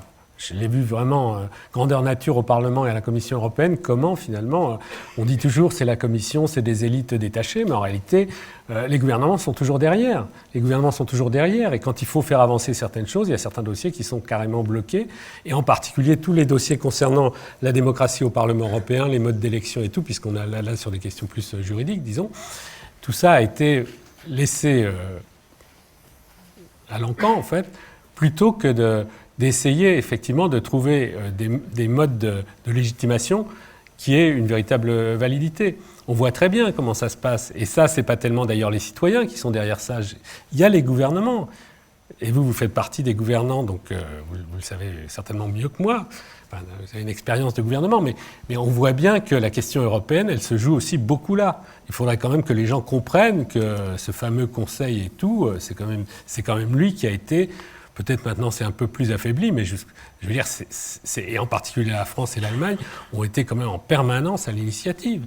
Donc c'est quand même du national, ça. Et c'est pour moi un des problèmes, justement, de cette construction européenne. C'est qu'en fait, on ne l'a jamais laissé aux citoyens, on ne l'a jamais. La manière dont on est, vous le disiez très bien, personne ne connaît les députés européens, personne ne connaît les commissaires. Je dirais que les ministres en France, il y a assez peu de gens qui connaissent leur nom. Je veux dire, aujourd'hui... Permettez-moi de vous dire qu'on ne peut pas camper une opposition entre le méchant, c'est-à-dire moi-même, et le bon que vous seriez. Non. Hein, je pense que ce citoyen mythique auquel vous vous référez, on lui a quelquefois demandé de s'exprimer, par exemple par référendum, voilà. Hein, en 1995. 1995, c'est bien ça. 92 sur Maastricht. Non, mais on lui a demandé aussi 2005. de s'exprimer sur le projet de constitution européenne. Il l'a rejeté 2005. par 55% des voix. Qu'est-ce qui s'est passé ? Eh bien, M. Sarkozy a dit « Je vais faire un bref traité ». Il a repris l'intégralité, ou quasiment l'intégralité, du projet qui avait été rejeté par référendum. Il s'est entendu avec M. Hollande, qui était le chef de l'opposition, le chef du Parti socialiste, et on a fait adopter avec une voix de majorité d'ailleurs, par rapport à l'exigence de la majorité de 2/3 au congrès de Versailles, hein, le texte qui avait été rejeté par la Vox Populi. Voilà le respect qu'on a pour les citoyens. Mais ça confirme tout à fait ce que je dis. La manière dont les gouvernants, finalement, ne tiennent pas en compte, et dans le contexte de la construction européenne, S'il y avait eu un vote, imaginez un vote, un vote européen, un vote global européen, si ça se trouve, ça aurait été à peu près les mêmes résultats. On peut le dire parce que ça a été un peu partout quand même très chahuté. Donc à ce moment-là, ça se serait beaucoup mieux imposé finalement que ce système de revalidation nationale, etc. Hein. Mais vous savez très bien que ce corset des traités n'est pas supporté. J'évoquais tout à l'heure la crise grecque, la manière dont Tsipras avait quand même été élu, s'était tourné vers le peuple grec en connaissance de cause pour lui dire voilà, vous avez un choix à faire. Bon, le peuple grec a répondu à Tsipras. Et puis Tsipras, eh bien, il est allé voir M. Schäuble, et M. Schäuble lui a répondu écoutez, la démocratie ne peut pas jouer contre la politique économique telle qu'elle est définie par les institutions. Donc allez vous rhabiller. Et M. Tsipras s'est rhabillé. Puis il a été battu aux élections, hein, non sans mérite, parce qu'il a mené une politique pendant 4 ou 5 ans, 4 ans, hein, qui évidemment n'était pas celle que souhaitait le peuple grec. Hein. Mais en même temps, bon, il y a des choix historiques. Celui de faire adhérer la Grèce au système de l'euro, c'était peut-être pas un choix très heureux à l'époque. On aurait peut-être pu y réfléchir. De toute façon, je pense que, mais c'est mon point de vue, la monnaie unique comporte des vices de conception rédhibitoires. Ce qui fait qu'elle est exposée à de nouveaux désordres qui pourraient venir de l'Italie. On l'a pensé à un moment. Je ne sais pas comment les choses vont évoluer du point de vue de la crise économique qui se profile quand même à l'horizon. Hein. Personnellement, je pense que dans une atmosphère de crise profonde, eh bien, les peuples se tournent vers leur État national. Ils ne lui demandent pas de faire la guerre, ils demandent de s'entendre avec les voisins pour redéfinir un itinéraire praticable. Et c'est ce que je préconise. Parce que je crois que c'est plus réaliste que le rêve fédéraliste ou post-national. Marc Abélès, sur ce que vient d'évoquer Jean-Pierre Chevènement, est-ce que vous voyez dans les enquêtes qui sont menées en anthropologie l'émergence d'une sorte de peuple européen? Je rappelle qu'il y a une citoyenneté européenne depuis 1992 et que, comme le disait Jean-Pierre Chevènement, il y a aussi des valeurs communes comme l'euro. Donc, est-ce que vous voyez l'émergence c'est une valeur... C'est une vraie valeur en plus. Ouais. Non, mais quand vous pensez à d'autres valeurs quand même. Des valeurs communes. Débat, oui. Des valeurs communes et des faits sociaux communs comme l'euro. Écoutez, moi je ne rentre pas dans cette histoire de valeurs, mais simplement des observations précises sur le terrain. J'étais par exemple dans des pays comme la Roumanie et la Bulgarie, et j'ai pu quand même constater que pour ces gens-là, je parle des gens, pas des politiciens que je ne connais pas, mais pour ces gens-là, effectivement, l'entrée dans l'Europe, ça signifie quelque chose. C'est très important, c'était très important sur le plan de valeurs comme la liberté, puisqu'on parle de valeurs, c'était aussi une vision très émancipatrice. Moi, ça m'a étonné, je veux dire, parce que c'est vrai que quand on vient de France, en France, on est complètement rassis par rapport à tout ce qui est européen, et on considère que tout ça, c'est du flan. Mais si vous allez dans un certain nombre de pays, justement, qui ont voulu adhérer à l'Europe et tout, c'est pas seulement qu'ils ont amélioré leur situation économique, mais c'est qu'ils ont le sentiment quand même que ça leur a permis aussi de découvrir aussi un certain nombre d'élargir en fait leur représentation du monde. C'est pas rien. Je veux dire, c'est aussi ça la question, parce que quand on travaille un petit peu, alors là, du point de vue simplement de l'observation, on est confronté à ces questions-là. Moi, je peux dire qu'entre ce que j'observe, mais même en France, on pourrait discuter, parce que c'est vrai qu'on a une vision généralement un peu comme ça, les Français sont ci, c'est ça, on vous donne 3 sondages, et après on en sort des tas de... Enfin, il faut voir aussi ce que ça constitue ce que constitue pour les gens le fait d'avoir maintenant un certain nombre de grands débats qui sont, là je reprends encore les choses, par exemple sur le développement durable ou sur des questions comme ça, qui sont des débats tout de suite posés en termes internationaux. Et je voudrais dire une chose quand même par rapport au Parlement européen. Moi j'ai connu la période vraiment antérieure des années 80, fin des années 80-90, c'est là que sont apparues quand même toutes les thématiques écologistes. Hein.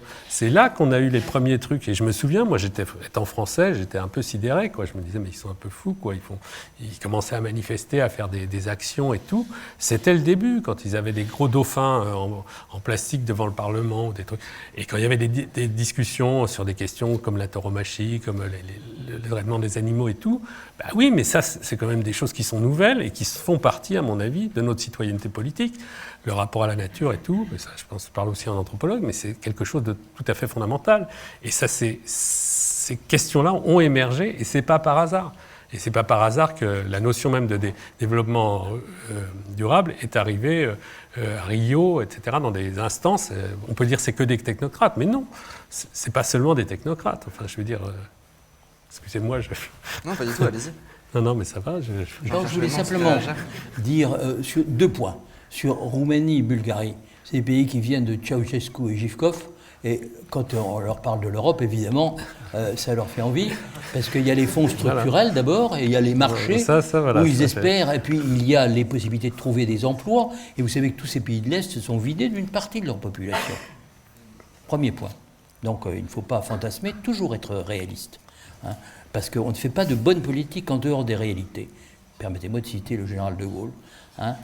Deuxième point, s'agissant de l'écologie. Écoutez, l'Allemagne a pris au nom de l'écologie un tournant en 2011 qui a consisté, 1, à sortir du nucléaire, 2, à promouvoir les énergies dites renouvelables. Cette décision en elle-même contradictoire a abouti à ce qu'aujourd'hui l'Allemagne émet 8 fois plus de gaz carbonique que la France. Pourquoi ? C'est très simple. Les énergies renouvelables, éolien, solaire, sont des énergies intermittentes. Quand le vent tombe, que le soleil se couche, il faut mettre en route des centrales au gaz, mais plus généralement au charbon, au lignite, et tout ça fait beaucoup de gaz carbonique. De sorte que, comme on a en même temps fermé des centrales nucléaires qui ne rejetaient pas beaucoup de gaz à effet de serre, même pratiquement pas, ce qu'on oublie toujours de dire, c'est quand même une énergie très écologique de ce point de vue-là, eh bien cette double décision a conduit la France, parce que l'empire libéral hiérarchisé qu'est l'Europe, selon un auteur allemand, Wolfgang Streeck, vous voyez ce que je veux dire, un empire libéral hiérarchisé à partir d'un cœur qui est constitué principalement par l'Allemagne, et puis plus on s'éloigne du cœur, moins on a de pouvoir, en même temps plus on a de souveraineté, mais pour ne rien faire. Je résume un livre de 300 pages. Eh bien, en France, on s'est cru obligé, M. Hollande ayant été élu, de copier à travers le programme socialiste, ce qui avait été fait en Allemagne, et de prévoir la fermeture de 17 tranches à l'horizon 2025. C'est évidemment idiot. M. Macron a proposé de repousser ça à 2035. Ce sera toujours idiot en 2035. Et il faut espérer que le président qui présidera la France à ce moment-là trouvera une idée meilleure que de prolonger jusqu'à 2045. Toujours est-il que la situation actuelle est ubuesque, parce qu'il n'y a pas de politique énergétique européenne cohérente. Nous sommes en totale incohérence. D'ailleurs, les Allemands, qui en même temps sont pour le maintien des sanctions contre la Russie, construisent un gazoduc sous la Baltique, Nord Stream 2, parce qu'ils savent qu'ils auront besoin de gaz. En France, on ferme l'usine de Belfort sous prétexte que la transition énergétique, c'est ce que dit Mme Sibeth Ndiaye, la transition énergétique, évidemment, fait sentir ses effets. Tout ça est absurde. Il n'y a plus de réflexion, il n'y a plus de rationalité. Le débat démocratique est vidé de son sens s'il ne s'appuie pas quand même sur le respect de la vérité, sur les résultats scientifiques, si on est dans une machine d'intoxication, de formatage médiatique qui fait que tout discours peut être tenu sans qu'on en mesure les conséquences. Bon, là, c'est la fin de la démocratie. Alors la post-démocratie viendra là-dessus pour dire, effectivement, il n'y a plus lieu de débattre. De toute façon, les débats sont idiots. Marc Abélès. Donc, en gros, finalement, vous demandez qu'on en revienne à qu'on bouge pas, quoi. Ça s'appelle une forme de conservatisme, ce que vous proposez. C'est-à-dire que pas du tout. J'ai proposé un traité dans le traité. Je ne sais pas si vous m'avez entendu, mais je le répète parce qu'apparemment vous ne m'avez pas entendu. J'ai proposé qu'on sorte de la situation actuelle par un traité dans le traité entre les grands pays européens qui permettrait de définir une Europe à visée stratégique. Justement, Marc Abélès, sur cette question intéressante de savoir si l'Europe n'est pas trop large, qu'est-ce que vous en pensez ? Mais bien évidemment, c'est une question qui se pose et qui se pose depuis longtemps. C'est-à-dire, est-ce qu'il faut un premier cercle ? Il y a eu différentes manières de l'intituler. Il y a deux questions, en fait. Il y a une question est de savoir quelle est effectivement l'amplitude pertinente qui pourrait être celle de l'Europe pour qu'elle soit plus efficace et qu'elle soit surtout plus démocratique, ça je vois bien. Et puis il y a une deuxième question, c'est est-ce qu'on laisse en dehors, disons, est-ce qu'on abandonne plus ou moins des gens qui seraient des Européens de seconde classe, quoi, ce qui peut être aussi dans le contexte actuel, avec les populismes et tout, on voit très bien qui s'en irait. Est-ce que c'est une bonne solution ? Enfin, ça, c'est vraiment un problème qui me semble très important du point de vue politique et même du point de vue éthique. C'est-à-dire qu'on ne peut pas faire comme si, quand bien même, je prends un exemple, je prends le cas du Brexit. Vous voyez, le Brexit, sur le papier, c'est assez simple. Ils veulent recouvrer leur souveraineté nationale, ils s'en vont. Voilà. Puis voilà que les choses se mettent en place et on s'aperçoit que c'est, semble-t-il, inextricable, pas seulement par la mauvaise volonté des Britanniques, du Parlement, etc., mais aussi par des réseaux d'interdépendance qui sont bien existants, qui font qu'on n'est plus dans un monde où chacun pour soi. Le Brexit, c'est quand même un exemple très très intéressant sur ce plan-là. C'est-à-dire qu'a priori, il y a une majorité, il y a une démocratie et tout, et pourtant, ça n'arrive jamais, quoi. Alors, ça va finir par se faire, mais ce que je veux dire, c'est que c'est assez typique, finalement, d'une situation où ces interdépendances, elles sont là, c'est ce que j'essaye d'exprimer. C'est pas un jugement, moi sur l'Europe ou pas l'Europe, mais c'est prendre la mesure, au fond, de la situation dans laquelle on se trouve et qui est, sur ce plan, beaucoup plus complexe. Je n'ai pas entendu votre projet de traité européen, mais j'imagine qu'il prend en compte ces données, parce que là, on est vraiment devant le vif des problèmes. Et encore une fois, on est plus dans des urgences, beaucoup plus qu'il y a une vingtaine d'années, où ça a longtemps ronronné. Je veux dire, vous avez parlé de Jacques Delors, et c'est vrai que Jacques Delors a fait un peu redémarrer les choses, dans le sens qu'on peut critiquer et tout, mais il s'est passé à ce moment-là une sorte de dynamique européenne. Il s'est mis d'accord avec Mme Thatcher. Oui, voilà, c'est ça, ils sont mis d'accord. C'est ça qui a fondé l'acte unique. Oui. Mais cela dit, ils ont essayé aussi, enfin bon, on peut aussi discuter effectivement sur la politique qui a été menée, enfin pas seulement par Delors, mais par Mitterrand, Kohl, etc. Sur cette irréversibilité peut-être des institutions européennes et des liens qui ont été créés en leur sein ? Alors, je pense qu'il y a un grand malentendu entre M. Abélès et moi-même. L'Europe a été fondée par Jean Monnet, il faut le dire, c'est lui l'inspirateur, et Jean Monnet pensait marché. D'ailleurs, ça s'appelait marché commun. Hein. C'était l'idée que voilà, les souverainetés nationales, on les repoussait à la périphérie, on mettait une institution supranationale qui était la haute autorité, puis la commission, et puis on créait un marché, et que le marché allait résoudre tous les problèmes. C'était l'idée de Jean Monnet. Et elle a perduré au fil des décennies, et Jacques Delors lui a donné un nouvel élan avec le marché unique et la dérégulation qui en a résulté pour capitaux, biens, services et mouvements de personnes. C'est insuffisant parce qu'avec un marché, on ne crée pas une puissance politique. On ne crée pas une puissance qui puisse peser dans les équilibres géostratégiques par rapport aux États-Unis et à la Chine, car c'est le problème qui nous est posé pour la fin du XXIe siècle, pour le XXIe siècle qui est déjà là. Hein. C'est pas par le marché qu'on peut y arriver. L'Europe, c'est un marché d'ailleurs ouvert à tous les vents et qui ne se défend pas. Hein. Et l'Allemagne, elle a le souci de vendre ses voitures aux États-Unis, en Chine, ailleurs encore, hein, en Europe aussi. Hein, et ça ne tient pas lieu quand même de politique étrangère pour un ensemble qu'elle domine de fait, puisque nous sommes en présence d'un empire libéral hiérarchisé, où longtemps c'était Mme Merkel qui était quand même le numéro de téléphone auquel il fallait s'adresser. Donc, comme on ne peut pas bâtir quelque chose de solide uniquement à travers le marché, je propose qu'on passe un traité entre les États qui pèse. Je ne parle pas d'Européens de deuxième zone, ça n'a pas été mon propos. Je dis que naturellement, seuls les grands pays qui font plus de 60 millions d'habitants ou plus de 40 millions d'habitants peuvent, et puis qui ont quand même, je dirais, une certaine expérience, une certaine capacité, je dirais, en matière de défense, on ne crée pas une armée comme ça sur un claquement de doigts. C'est une histoire, c'est une tradition. Et les pays qui peuvent intervenir s'il en était besoin, c'est la France et l'Angleterre, enfin la Grande-Bretagne. Les autres ne peuvent guère. En plus, l'Allemagne ne veut pas intervenir par principe, puisqu'ils ont un souvenir cuisant de la Deuxième Guerre mondiale, donc ils ne veulent plus intervenir. Et leur rêve, c'est d'être une grande Suisse. Et c'est un de nos problèmes, c'est que pour travailler avec l'Allemagne, il faut se lever matin parce que l'Allemagne veut être une grande Suisse. Alors quand vous voulez faire des chars, des avions de combat avec un pays qui rêve d'être une grande Suisse, c'est pas toujours simple. Hein, enfin, bien que les Allemands fassent d'excellents chars. Hein, mais quand il s'agit de les exporter, c'est un peu plus compliqué. Ça ne l'a pas empêché d'en exporter beaucoup en Arabie Saoudite. Hein. Mais malgré tout, c'est compliqué et ça donne lieu à un certain nombre de litiges. Donc déjà, la coopération entre les grands pays, c'est un problème qu'il faut... je dirais, poser solidement. Hein. Maintenant, s'il y a d'autres pays qui veulent se joindre à des groupes pionniers, moi je suis pour. Je suis pour. Hein.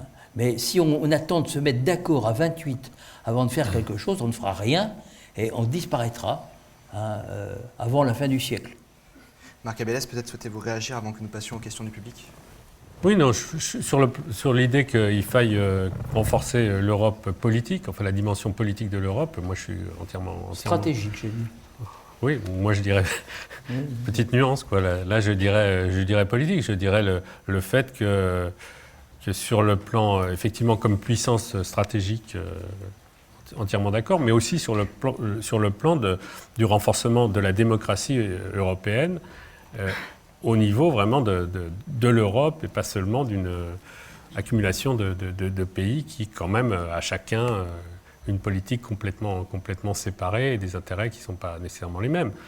Moi c'est ça, c'est vraiment un problème que je me pose aujourd'hui. Je pense que s'il n'y a pas à ce niveau-là un peu plus d'intégration stratégique et politique, on n'ira pas très loin. Mais après, voilà... Je ne sais pas si nous sommes totalement en contradiction sur ce point-là, sauf que peut-être nous avons... Dans la vie, nous ne serions pas en contradiction, on trouverait à s'arranger. Hein, mais c'est au niveau des concepts que moi je propose de se ressourcer dans les concepts fondateurs, parce que c'est ça qui nous donne prise sur la réalité. Et ces concepts, c'est la nation, c'est la République, c'est l'intérêt général, c'est, je dirais, les grandes valeurs, enfin les grands principes qui nous ont permis d'exister. Je pense que s'en séparer et les abandonner à Le Pen n'est pas une bonne idée. Et voilà 40 ans que je dis ça. Pour conclure. Quand en 85, j'ai proposé j'ai rappelé aux enseignants, j'ai rien proposé du tout, j'ai rappelé aux enseignants que la Marseillaise faisait partie du répertoire scolaire, qui devait donc être enseigné. Ce fut un tollé gigantesque. Hein. Quoi hein, qu'un sang impur, abreuve, nous sillons, etc. Il a fallu que je leur dise que tout ça devait être interprété dans son contexte. 1789, l'Ancien Régime, les tyrans, etc. Bref. Bon, finalement, c'est passé, et aujourd'hui, tout le monde chante la Marseillaise, y compris dans les congrès du Parti communiste ou de la France insoumise. Hein, donc, c'est la preuve qu'en défendant une idée, on peut un petit peu la faire avancer. Cela dit, je n'ai rien résolu pour autant. Hein, je ne targue pas de succès que je n'ai pas remporté. Merci beaucoup pour la pertinence de ce débat. Nous allons maintenant pouvoir donner la parole au public. Alors, avant de prendre des questions de la salle, nous avons une plateforme en ligne sur laquelle le public sur Internet peut poser des questions et voter pour les questions qu'il trouve les plus pertinentes. Je vais vous poser celles qui ont reçu le plus de votes. Et Marc Abélès, vous pourrez aussi répondre si vous le jugez nécessaire. La première est une question de Rachid qui demande « La souveraineté de l'Algérie n'a-t-elle pas été entravée durant la période coloniale, notamment lorsque vous étiez préfet d'Oran ?»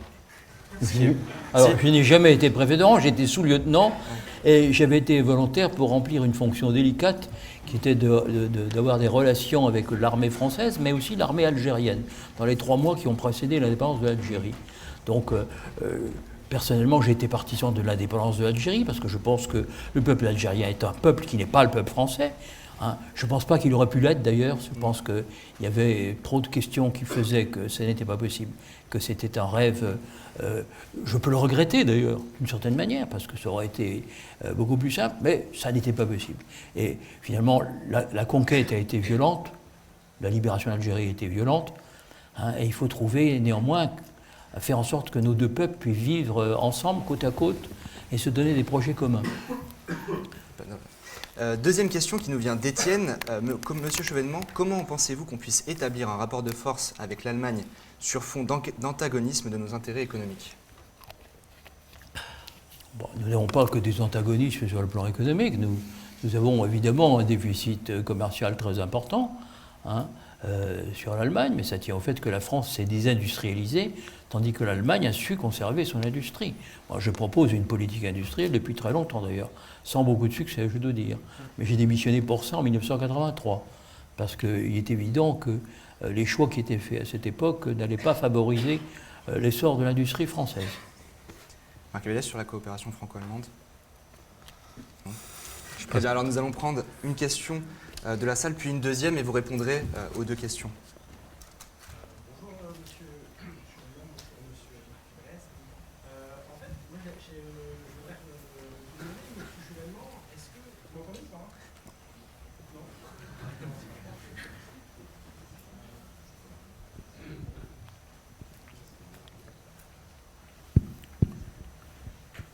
Pardon, donc je vous disais bonjour et je voulais vous poser la question de savoir, finalement, vous avez parlé de patriotisme ou de souverainisme ou comme on veut, comme quelque chose qui faisait défaut, et je me demandais, est-ce que pour rassembler les Français...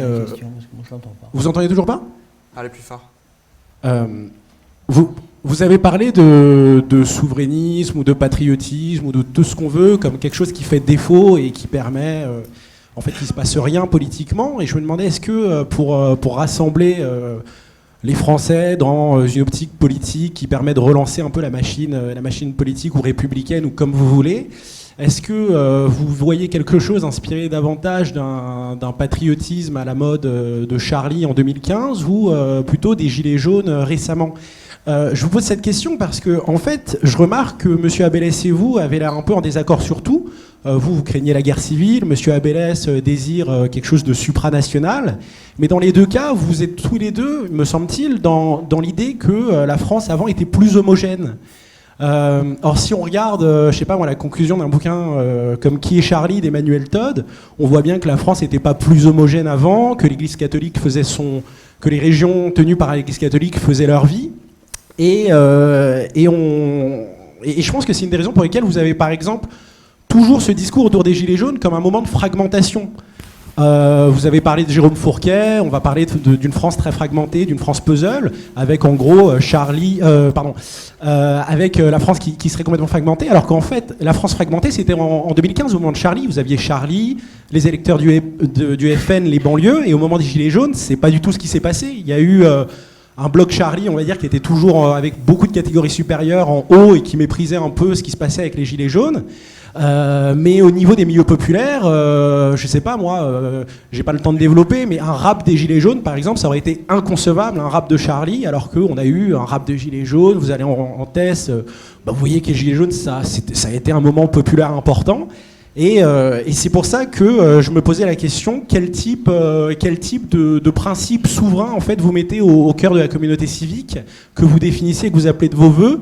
Une définition qui se définit autour d'une laïcité un peu à la mode Pénard-Ruiz, Sapir, etc., ou quelque chose un peu plus à la mode Olivier Roy, Emmanuel Todd, ces trucs-là. Et une dernière remarque à M. Abélès qui nous parlait de vite s'occuper des concitoyens européens de part et d'autre, de partout, etc., en définissant la nation comme un principe de fermeture. Pour les enfants d'immigrés, c'est pas un principe de fermeture, hein. Si vous prenez la phrase « je baiserai la France jusqu'à ce qu'elle m'aime » de Mac Taylor, ça a souvent été mal interprété, mais c'est un désir d'appartenir à la nation française, pas à la nation européenne. Voilà. Merci beaucoup. Je vous remercie. Une deuxième question, plus rapide s'il vous plaît. Ne monopolisez pas la parole pour que tout le monde puisse poser ses questions. À plusieurs questions. Vous répondrez. Oui, une deuxième question rapide, s'il vous plaît. Bonsoir. Tout d'abord, je tenais à rendre hommage au combat de M. Chevènement pour la souveraineté nationale, auquel je souscris personnellement. Mais ma question ce soir s'adresse à son contradicteur, M. Abélès. Vous avez parlé de la nécessité d'un établissement de pouvoir supranational pour répondre aux grands enjeux d'aujourd'hui que seraient l'écologie, les migrations, etc. Mais finalement, empiriquement, en tout cas moi j'ai l'impression que les plus grandes avancées que l'on ait constatées sur toutes ces questions, elles aient émané de propositions qui venaient d'indépendance nationale et de souveraineté nationale. Je pense notamment à la COP21, qui, même si on peut considérer qu'elle n'est pas assez ambitieuse, est quand même le meilleur résultat qu'on ait pu obtenir sur ce point-là, et qui vient de souveraineté nationale, qui vient qui émanent de propositions d'États souverains qui essaient de converger vers une solution plurielle. Est-ce que vous ne pensez pas que finalement, qu'au lieu de promouvoir l'établissement d'entités supranationales qui décideraient à la place des États, il ne faudrait pas faire converger les nations vers des projets communs, mais qui viendraient de leur propre souveraineté pour répondre à ces questions? Première question sur les principes sur lesquels refonder la souveraineté et sur la fragmentation du peuple. Alors, je ne nie pas du tout la fragmentation, au contraire. Je la déplore, la fragmentation de la société française, qui est beaucoup plus fragmentée aujourd'hui qu'elle ne l'était il y a 30 ou 40 ans. Et justement, la personne qui vient de poser la question dit que la société, il y a 30 ou 40 ans, n'était pas moins fragmentée qu'aujourd'hui. À mon avis, elle était moins fragmentée. Il n'y avait pas l'accoutumance à un chômage de masse. Et si vous regardez ce qui s'est passé dans nos banlieues, en 81, c'est la marche pour l'égalité, dite marche des beurs. En 2005, ce sont les émeutes que vous connaissez. Et en 2015, ce sont les attentats qui endeuillent le pays. Alors, Charlie ou pas Charlie, alors je reconnais bien volontiers que les jeunes des cités n'étaient pas très nombreux dans la manifestation de protestation contre les attentats dirigés contre Charlie Hebdo. Avait-il tort ou avait-il raison? Il faut dire les choses très clairement.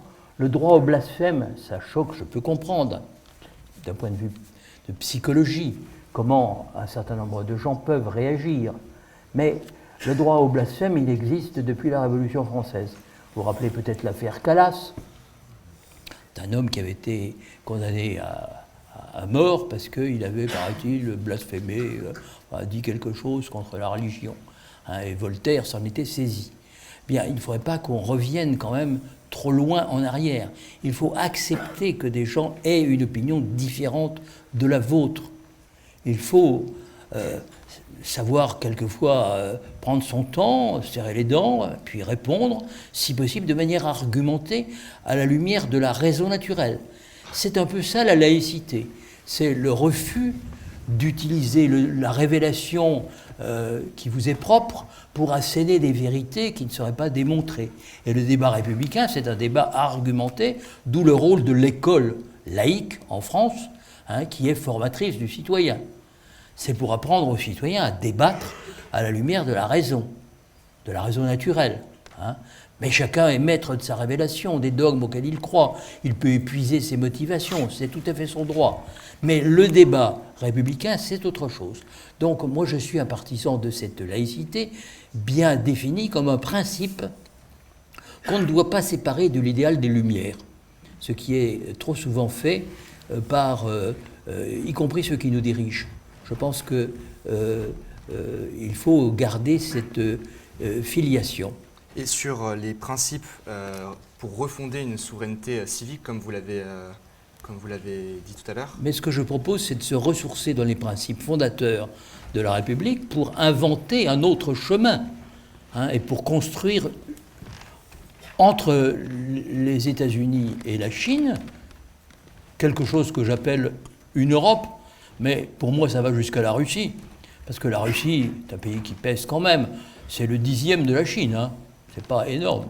On oublie souvent que la Russie, 14 millions de kilomètres carrés sur 17 sont gelés en permanence, c'est le permafrost. On ne voit pas à quel point c'est un pays difficile, mais enfin, c'est un pays qui existe, qui a une réalité, qui a une histoire, qui a un poids, et avec lequel la France et d'autres pourraient travailler pour constituer, entre les États-Unis et la Chine, je dirais, une réalité politico-stratégique autonome. Marc Abélès, rapidement sur ces questions, puisque nous reprendrons ensuite des questions. Non, juste sur une question qu'on a posée à propos où on m'attribue au fond le rôle de partisan des pouvoirs supranationaux. Non, c'est pas ça que j'ai voulu dire. J'ai voulu dire qu'il existait, c'est une réalité, c'est pas des vœux ou quoi que ce soit, c'est une réalité. Il y a des dispositifs qu'on peut qualifier de transnationaux. Et que ces dispositifs, comme il en a été fait état, sont des dispositifs qui jouent un rôle extrêmement important dans la régulation des politiques et qui influencent les politiques nationales. On ne peut pas dire le contraire, c'est une réalité. Et moi, mon souci, encore une fois, et je parle d'un souci, parce que je suis un citoyen aussi, c'est que ça se fasse dans des conditions qui soient des conditions où il y ait une certaine transparence, où il y ait des modes de contrôle, toute chose qui relève de la démocratie. Après, que ça se fasse au niveau national, que ça se fasse, etc., c'est pas mon problème. Mon problème, c'est de signaler que nous sommes entrés dans une ère qui n'est plus exactement la même que celle, par exemple, dans laquelle j'ai fait mes travaux dans le département de l'Yonne dans les années 80, au début des années 80, et où effectivement, il y avait une cohésion beaucoup plus grande sur le plan à la fois de l'idée républicaine, etc., et où l'idée d'une France qui pouvait vivre comme ça, un petit peu en dehors du reste, ça existait dans la tête des gens. Alors qu'aujourd'hui, ça n'existe même plus dans la tête des gens. On voit les délocalisations, on voit tous les problèmes qu'on a au quotidien par rapport à la mondialisation. Donc, attention, il faut quand même regarder les choses en face. Il faut arrêter. C'est pas, quand je le dis ça, si on me dit... Non, je dis ça parce que si on me dit que quand j'ai ce discours, je suis un partisan du supranational, ben non, c'est pas du tout mon propos. Je tiens quand même à le souligner. Hein. C'est simplement parce qu'il y a des malentendus. Merci pour cet éclairage. Nous allons prendre 2 autres questions. Oui, bonjour Monsieur le Ministre. Mon propos porte sur la citation de De Gaulle que vous avez donnée en début d'intervention, sur le fait que la souveraineté et la démocratie étaient des phases d'une même pièce. J'ai un problème en général avec cette approche des choses, c'est que la démocratie le terme démocratie est un des mots les plus galvaudés de la science politique, qu'il s'agisse, on en parlait avec les démocraties dites populaires ou la vision anarchiste d'un autre côté, entre l'Angleterre qui a inventé plutôt le parlementarisme, la Suisse, qui ont toutes des institutions assez différentes. Et donc moi, en tant que militant politique, j'ai éprouvé le besoin de trouver une définition de la démocratie qui soit formelle et fiable. Alors je vais vous la proposer. Il s'agit de dire que les citoyens aient à la fois le premier et le dernier mot sur la Constitution. Donc ça se traduit en 4 termes. Rapidement, s'il vous plaît, pour que d'autres puissent poser des questions. Oui, je vais aller vite. Le premier est que la Constitution ne peut être modifiée que par référendum. Le second point est que les citoyens doivent pouvoir engager ce référendum par une pétition populaire. Et le troisième point, c'est aisément. Et le quatrième, sur tout sujet. Et pour moi, ces 4 points, c'est-à-dire le RIC constitutionnel, c'est la définition. Je vous ai donné en fait une représentation idéale du modèle suisse qui fonctionne selon. Vous étiez député de Belfort. Et pour moi, il n'y a pas de souveraineté sans cela. C'est-à-dire que la souveraineté du peuple ne peut s'exprimer que par le RIC, et selon les modalités que je viens d'exprimer. Voilà, je voudrais votre avis sur ce point de vue-là. Merci beaucoup. Deuxième question, s'il vous plaît. Oui, bonsoir. Plus rapidement, s'il vous plaît. Si vous permettez, je jugerai après. Une question très rapide, alors, ce qui m'intéresserait, c'est votre avis ou vos avis sur la répression policière et les mouvements de face aux mouvements de manifestation dans, justement, la répression policière. Celle qu'on a connue avec les Gilets jaunes est très intéressante puisqu'elle est à la fois policière, judiciaire et politique. Et qu'est-ce que vous en pensez, vous qui avez été ministre de l'Intérieur? Si vous aviez été ministre de l'Intérieur à ce moment-là, est-ce que vous auriez été sous la même forme aussi répressif dans tous les champs, ou du point de vue que si on a eu le mouvement des Gilets jaunes comme des formes de citoyenneté et de prise de parole publique, est-ce que vous l'auriez analysé différemment et auriez-vous eu d'autres manières de gérer politiquement cette situation? Merci. Merci. Sur la première question... Alors, sur la première question, instinctivement, je partage le point de vue qui a été exprimé par monsieur, qui est au premier rang là, qui propose de faire du référendum le mode régulier d'expression de la volonté politique dès lors qu'on touche à la Constitution. Ça me paraît, à première vue, assez juste. Deuxièmement, je veux tempérer ce point de vue par la crainte que j'ai du plébiscite. Je pense qu'on ne doit pas non plus affaiblir trop la démocratie représentative. Parce que si on crée une obligation de passer par le suffrage populaire, on peut ouvrir la voie à beaucoup de démagogie Et si je vous donne mon point de vue, c'est que j'y adhère pour le moment. Je pense que les deux voies doivent être possibles.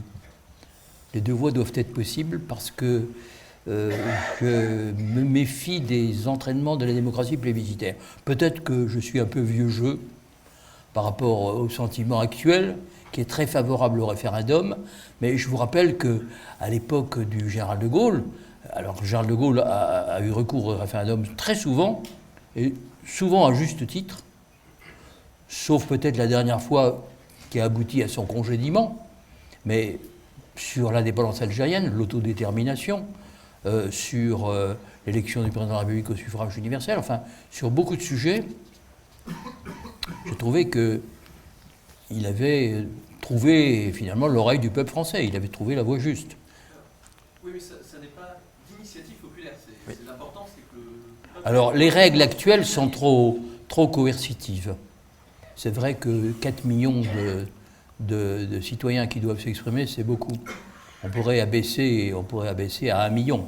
2% en Suisse, c'est à peu près ça, entre 500 000. Ça me paraîtrait plus raisonnable. Alors, la deuxième question, c'était... La deuxième question portait sur la répression policière, si vous aviez été ministre de l'Intérieur. Vous savez, c'est un travail très difficile d'être ministre de l'Intérieur. Hein. Je me garde de porter des jugements à l'emporte-pièce.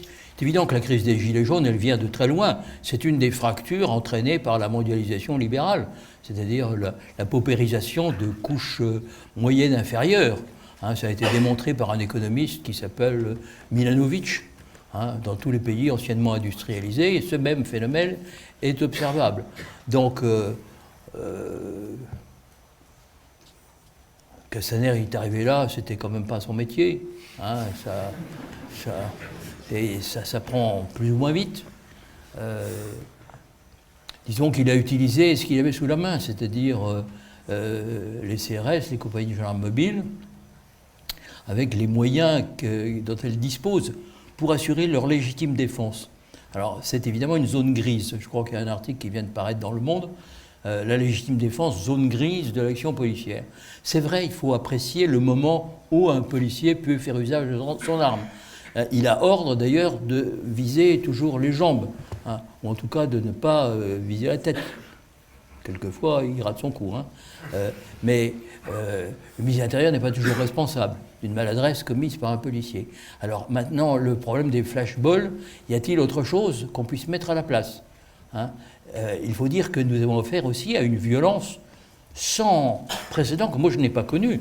Les Black Blocs, tous ces gens qui jettent des barres de fer, des grenades, qui incendient des voitures dans lesquelles des policiers se trouvent, c'est une violence que je ressens comme inadmissible vis-à-vis de fonctionnaires qui ont pour but d'assurer la tranquillité publique et qu'on applaudit après les attentats parce que, ils font leur métier en allant au-devant des djihadistes qui pourraient continuer à semer la mort et la terreur. Donc, il faut porter des jugements équilibrés. Dans ce domaine, la retenue s'impose, je dirais. La retenue s'impose, mais ce n'est pas facile, parce que alors Castaner, il avait l'ordre du président de la République de maintenir l'ordre, quand même, hein, de faire en sorte que... et c'était très difficile, compte tenu de quelque chose qui est tout à fait nouveau, c'est le comportement offensif de certains manifestants. Je ne dis pas tous les manifestants, je n'incrimine pas les gilets jaunes, mais certains groupes lovés à l'intérieur des manifestations, qui se précipitaient sur la police. J'ai pu voir un certain nombre d'extraits de films, c'est d'une violence absolument incroyable, en tapant, en tabassant des policiers tombés à terre. Je crois qu'il faut quand même ne pas renvoyer, je dirais, la violence uniquement aux policiers. Je pense que les policiers, ils utilisent la violence en principe en légitime défense. Hein. Et le maintien de l'ordre a dû être... la doctrine du maintien de l'ordre a dû être repensée, puisqu'on a même congédié le préfet de police qui n'en était pas vraiment responsable, parce qu'il avait hérité de tout ça de ses prédécesseurs. Et moi, je me souviens qu'un jour, je dis au préfet de police, je venais d'arriver dans mes fonctions, je lui dis quand même, vous ne croyez pas que vous déployez un peu trop de monde là? Je vois ces centaines de policiers là dans toutes les rues. Et il m'a dit, la maxime du maintien de l'ordre, c'est montrer sa force pour ne pas avoir à s'en servir. Je lui ai dit, vous devriez paraphraser Lyoté là. C'était ce que disait Lyoté. Il m'a dit, je dis la même chose. hein. Mais ça ne marche plus à un moment. Hein, ça ne marche plus. Voilà. Donc c'est un métier difficile. Je vous souhaite de l'exercer un jour à titre pédagogique. Marc Abélès, pour conclure, nous n'aurons pas le temps de prendre d'autres questions. Juste sur les Gilets jaunes, en quelques mots, vous avez participé à un groupe d'études sur les Gilets jaunes. Quel est leur rapport à l'Europe et à la souveraineté, en quelques mots? Écoutez, là on organise effectivement lundi et mardi prochain 2 journées à l'École des hautes études sur les Gilets jaunes, et il s'agit de travail vraiment ethnographique. Et donc ce sont des groupes de sociologues, d'ethnologues qui ont travaillé sur différents ronds-points, dans des manifestations et tout. Et sur le plan de la question européenne, elle n'est pratiquement pas, dans ce que j'ai vu pour l'instant, elle n'est pas vraiment abordée. Elle est pas... Et ce que je voudrais quand même signifier, c'est qu'en fait, beaucoup de travaux montrent qu'on n'est pas nécessairement dans un positionnement politique. C'est ça que les gens ne comprennent pas toujours. C'est-à-dire qu'il y a une protestation contre donc ce qui s'est passé avec les taxes et tout ça, et une protestation contre de l'injustice, contre des inégalités. Mais de là à prendre des positions politiques sur telle et telle chose, c'est pas vrai. Et c'est pour ça qu'on a voulu affubler les Gilets jaunes de positions Rassemblement national, ou au contraire de gauche, ou d'extrême gauche, etc. Mais les choses sont beaucoup, telles que nous les voyons maintenant avec les résultats des enquêtes qu'on a, sont beaucoup plus complexes. Et posent d'ailleurs beaucoup de problèmes justement sur l'évolution de la communauté citoyenne dans notre pays. Merci beaucoup Jean-Pierre Chevènement. Merci beaucoup Marc Abélès pour cette conférence et cet échange que vous avez eu qui a tout de même été constructif. Nous vous donnons rendez-vous pour de nouvelles conférences le mois prochain et nous vous encourageons à nous suivre sur les réseaux sociaux pour savoir qui sera notre prochain invité. Merci beaucoup.